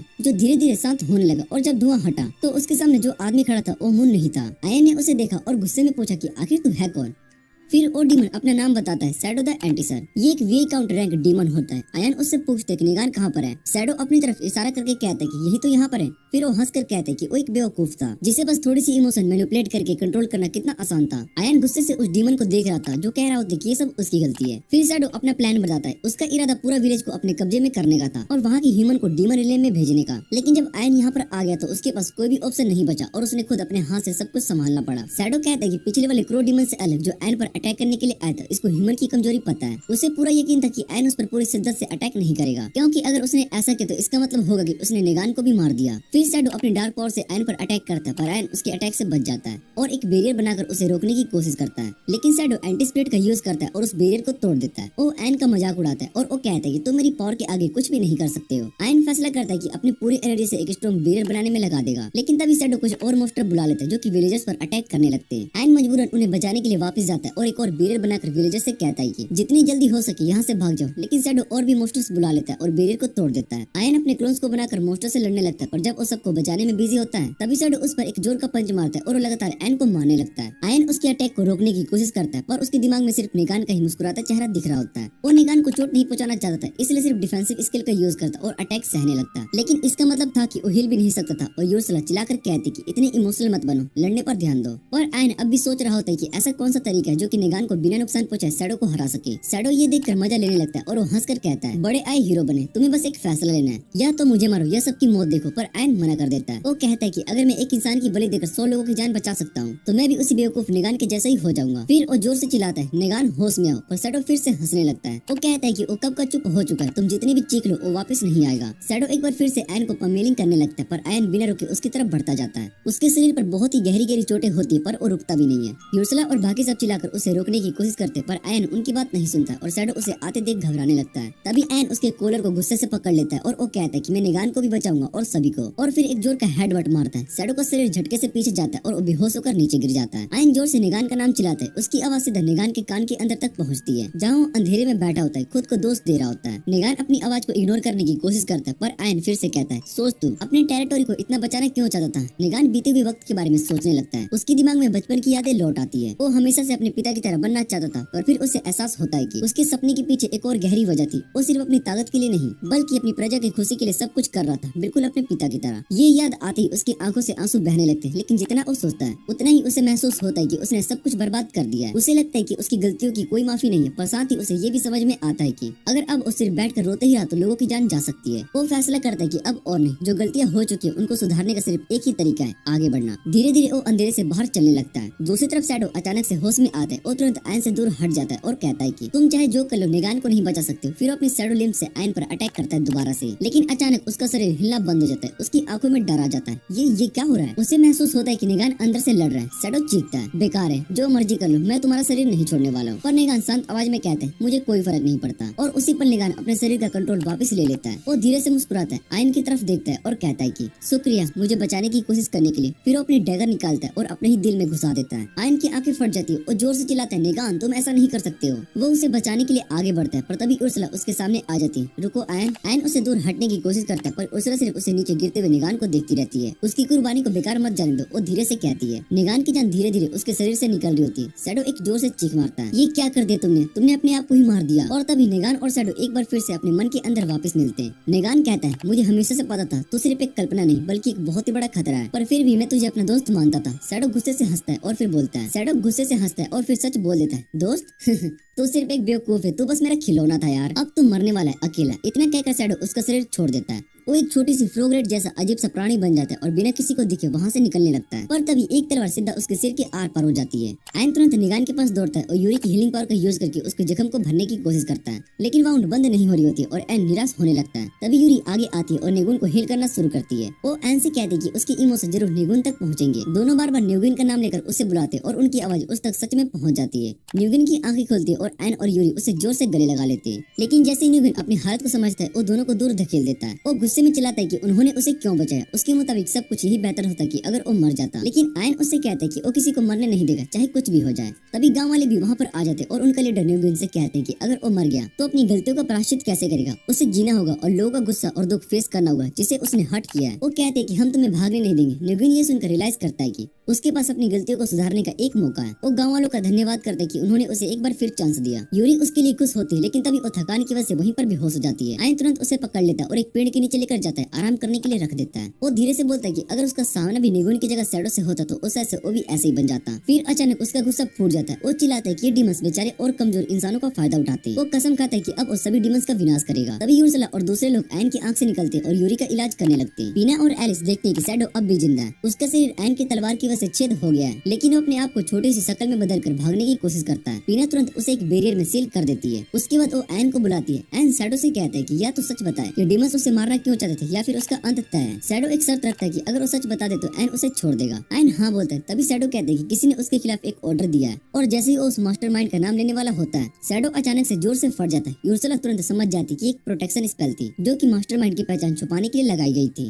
वो कहती है कि जो भी इसके पीछे वो बहुत ही तेज और समझदार है। उसके बाद आयन गांव वालों से विदा लेता है, लेकिन तभी नेगुन उसे एक आखिरी रिक्वेस्ट करता है। वो कहता है कि उसके बिना उनका इलाका जी नहीं पाएगा, इसलिए आयन उनकी मदद करे। गांव वाले भी हाथ जोड़कर आयन से प्रार्थना करते हैं। आयन हैरान होता है और वो सोचता है कि उसे क्या करना चाहिए। जल्द ही वो वापस राजधानी में पहुंच जाता है जहाँ पर राजा उससे मिलता है। राजा बताता है कि नेगुन ने अपनी मर्जी से गार्ड्स के सामने सरेंडर कर दिया। साथ ही उसने एक ऑफिशियल रिक्वेस्ट डाली, आयन को रैक रीजन का एक नया लॉर्ड बना दिया जाए। आयन ये सुनकर होश उड़ा देने वाला सरप्राइज फील करता है, लेकिन राजा बताता है कि वैसे भी उसे एक नोबल टाइटल या फिर लैंड देने वाला था, तो ये अब सबके लिए एक अच्छा डील है। कहानी अब नए मोड़ पर आ चुकी थी। अचानक सभी आयन से चिपक जाते और उसे समझाने लगते कि ये अवसर उसे अपना लेना चाहिए। सब मिलकर उसकी मदद करेंगे ताकि उसे किसी मुश्किल का सामना ना करना पड़े। आयन इतनी सारी चीजों को एक साथ सोचकर परेशान हो जाता है, लेकिन आखिर में वो फैसला करता है वो नोबल टाइटल और जमीन दोनों को एक्सेप्ट करेगा। जल्दी आयन के द्वारा शैडो को हराने की खबर चीना तक पहुंच चुकी होती है। वो अंदर से सच में हैरान होती है और सुकून भी महसूस करती है, क्योंकि आयन एक शैडो जैसे वीक एनिमी को नहीं हरा पाता तो उसके प्लान्स बिगड़ जाते हैं। तभी एक नीचे दर्जे का डीमन लोना अपने ज़ॉम्बी पर सवार होकर वहाँ पर आता है। वो चीना से सीधा सवाल करता है कि तुम आयन नाम के इंसान के पीछे इतनी पागल क्यों हो। चीना मुस्कुराती कि आयन एक खास आई का मालिक है, लेकिन लोना अब भी उसे आम इंसान समझ रही होती। कोई इंसान इतना खास कैसे हो सकता है। चीना तभी गुस्से से कहती कि अगर वो आम इंसान होता तो फैल्को और शैडो को कैसे मार पाता। वो लोना को साफ कह देती कि मुझे आयन को हराना है और ये काम तुम करने वाली हो, लेकिन लोना सीधा मना कर देती, मुझे इतने लो लेवल की मिशन में कोई इंटरेस्ट नहीं है। तभी चीना उसके सामने एक ऑफर रखती है, तुम्हारे मिशन में सिर्फ आयन को ही नहीं मारना होगा बल्कि एक वर्ल्ड स्पिरिट को भी पकड़ना होगा, क्योंकि आयन खुद भी उसकी तलाश कर रहा होगा। तो लोना एक तीर से दो निशाने लगा सकती है। जैसे ही लोना वर्ल्ड ट्री का नाम सुनती है उसकी रुचि जग जाती है और वो तुरंत मिशन को एक्सेप्ट कर लेती है। उसका भरोसा है कि एक इलाइट डीमन होने के नाते वो किसी भी इंसान को हरा सकती है। वो अपने सर्वेंट को पोर्टल में कूदने का हुक्म देती है, लेकिन बेचारा सर्वेंट तो पहले ही मुर्दा होता है। लोना बिना किसी फिक्र के उसे वहाँ छोड़ती है और खुद पोर्टल में कूद जाती है। तभी इटना के चेहरे पर एक डरावनी मुस्कुराहट आ जाती है, क्योंकि उसने लोना को इस मिशन के लिए नहीं बल्कि आयन को और भी ज्यादा पावरफुल बनाने के लिए भेजा था। दूसरी तरफ ह्यूमन रिले में यूरी एक्साइटमेंट के साथ यन से पूछती है कि आज लंच में क्या खाओगे, मैं खुद तुम्हारे लिए बनाऊंगी, लेकिन आयन जवाब नहीं दे पाता। तभी एलिस वहाँ पर आ जाती है। वो गंभीर तरीके से कहती है, मुझे तुमसे एक जरूरी बात करनी है आयन। जैसे ही पीना सीन पर आती है उसे लगता है कि एलिस भी अपने दिल की बात आयन को बताने वाली है। क्या वो सभी कन्फ्रेंस करेगी। यूरी भी एक्साइटेड हो जाती है, तो मुझे भी अपनी फीलिंग रखनी होगी, लेकिन एलिस के दिमाग में कुछ और ही होता है। वो कामली कहती है, मुझे अपनी बहनें देखनी, उसके पास एक खास पावर होती है जो कि वर्ल्ड ट्री को ढूंढ सकती है। सब एक्साइटेड हो जाते, तो तुमने एक और वर्ल्ड ट्री ढूंढ लिया, लेकिन एलिस कहती है कि नहीं, किसी और ने मुझे इसका पता दिया है। आयन को ये डिटेल्स ज्यादा मैटर नहीं करती। वो सीधा कहता है चलो अब उसे ढूंढने चलते हैं। और तभी एक अजीब सी आवाज आती है। हाँ, मुझे भी यही लगता है। आयन हैरान हो जाता है, वो इस आवाज को पहचान नहीं पा रहा होता है, और सबसे बड़ी बात उसे ये भी नहीं पता होता है कि वो आवाज कहाँ से आई। जैसे ही आयन इधर उधर देख रहा होता है उसे फिर से वही आवाज सुनाई देती है। इस बार आवाज सीधा बिस्तर से आ रही होती है। जैसे आयन मुड़कर देखता है उसके होश उड़ जाते हैं। बिस्तर पर एक अंधी पट्टी बंदी औरत सेडेक्टिवली होती है।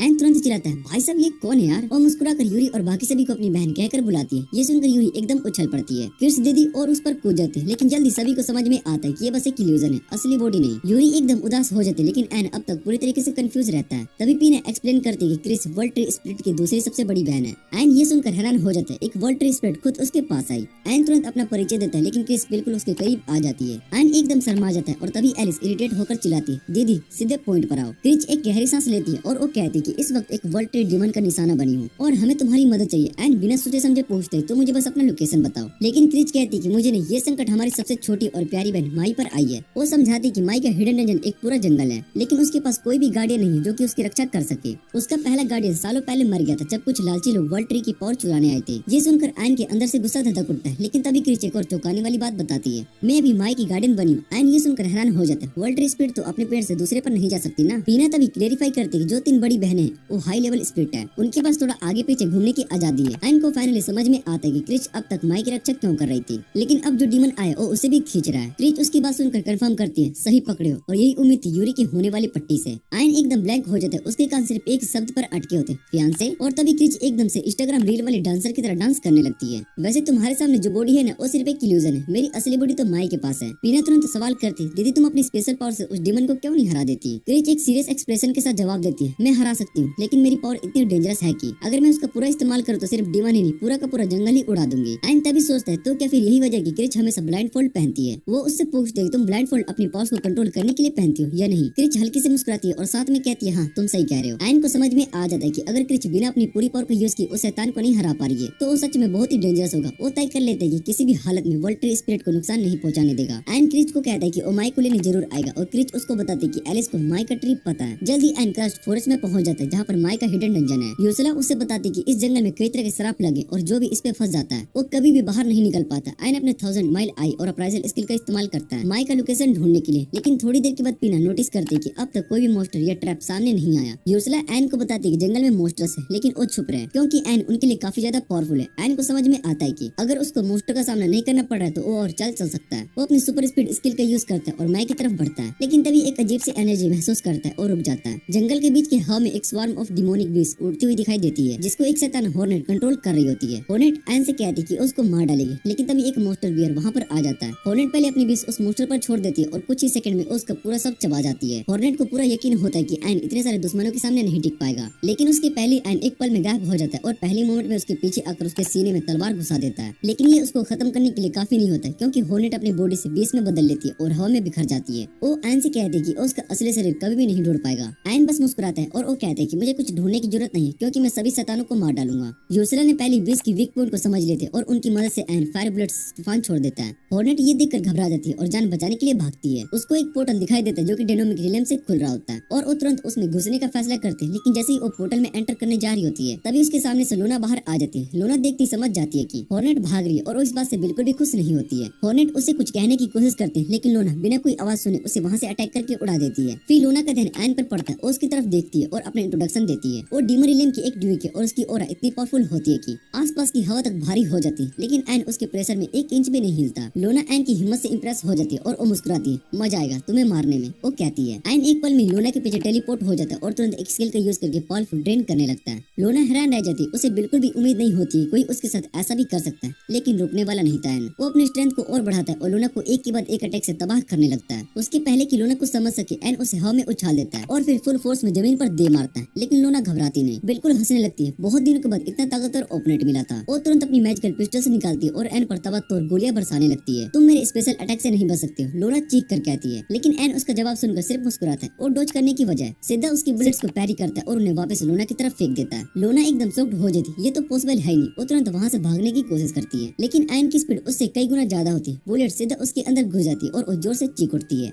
लोना विश्वास नहीं कर सकती कि वो इतनी कमजोर हो गई सिर्फ पावर ड्रेन की वजह से। वो भागने की कोशिश करती, लेकिन एन एक पल में उसके पीछे पहुंच जाता है और बिना किसी देरी के उसका सर धड़ से अलग कर देता है। सब कुछ 1 सेकंड में खत्म हो जाता है। लोना अब भी समझ नहीं पाती कि ये सब कैसे हो गया। वो सिर्फ एक कटा हुआ सर बन चुकी थी। एन तभी उसे कामली समझाता है कि मैंने सिर्फ एक बार तुम्हारी पावर को ड्रेन नहीं की थी। हर बार जब एन ने उसको पंच मारा था तब उसकी पावर और भी ज्यादा ड्रेन हो रही थी और अब लोना एक नॉर्मल मॉन्स्टर से भी और ज्यादा कमजोर हो चुकी थी। लोना का चेहरा एकदम सूख जाता है, ये तो पॉसिबल ही नहीं है। वो चीख पड़ती है, मैं डीमन रिलम की लाइट हूँ और मैं हायरार्की के टॉप पर हूँ, लेकिन एन बस उसको कोल्ड स्ट्रेस देता है। गुस्से में लोना उसको कायर बोलती है, और एक पोर्टल एक्टिवेट करके डेमन रिलेम की तरफ भाग जाती है। जाने से पहले वो कसम खाती है कि अगले समय एन को जरूर मारेगी। एन तुरंत उसका पीछा करने वाला होता है, लेकिन उर्सुला उसे रोक लेती है। हमें पहले मैं और क्रिस तक पहुंचना होगा, वो कहती है। एन उसकी बात को मान लेता है और एक जल्दी मैजिकल बैरियर तक पहुंचता है जो कि मैग की लोकेशन को छुपा रहा होता है। एन सोचता है कि इसको तोड़ने का कोई तरीका ढूंढना पड़ेगा, लेकिन उससे पहले वो बैरियर अपने आप डीएक्टिवेट हो जाता है और एक बड़ा गेट उसके सामने खुल जाता है। एन गेट के अंदर जाता है और अंदर का सीन एकदम ही अलग होता है। एक पीसफुल और खुशियों से भरी जगह। यहाँ पर पहली क्रिच उनका इंतजार कर रही होती है। जैसे यूरी एन को देखती है, वो दौड़कर उसे गले लगा लेती है और फिर पीने के साथ एक सीक्रेट हैंडशेक करती है। एन थोड़ा कंफ्यूज हो जाता है और वो मे के बारे में पूछता है। क्रिच हाथ से एक कोने की तरफ इशारा करती है। वो भी अपनी आफ्टरनून नैप ले रही है। एन देखते है कि एक छोटी सी बेबी में आराम से सो रही होती है। वो उसे जगाना नहीं चाहता, लेकिन जैसे ही एन एकदम आगे बढ़ता है, उसका पैर एक पतली सी सूख गई डाली पर पड़ जाती है और अचानक मै की नींद खुल जाती है और वो जोर जोर से रोने लगती है।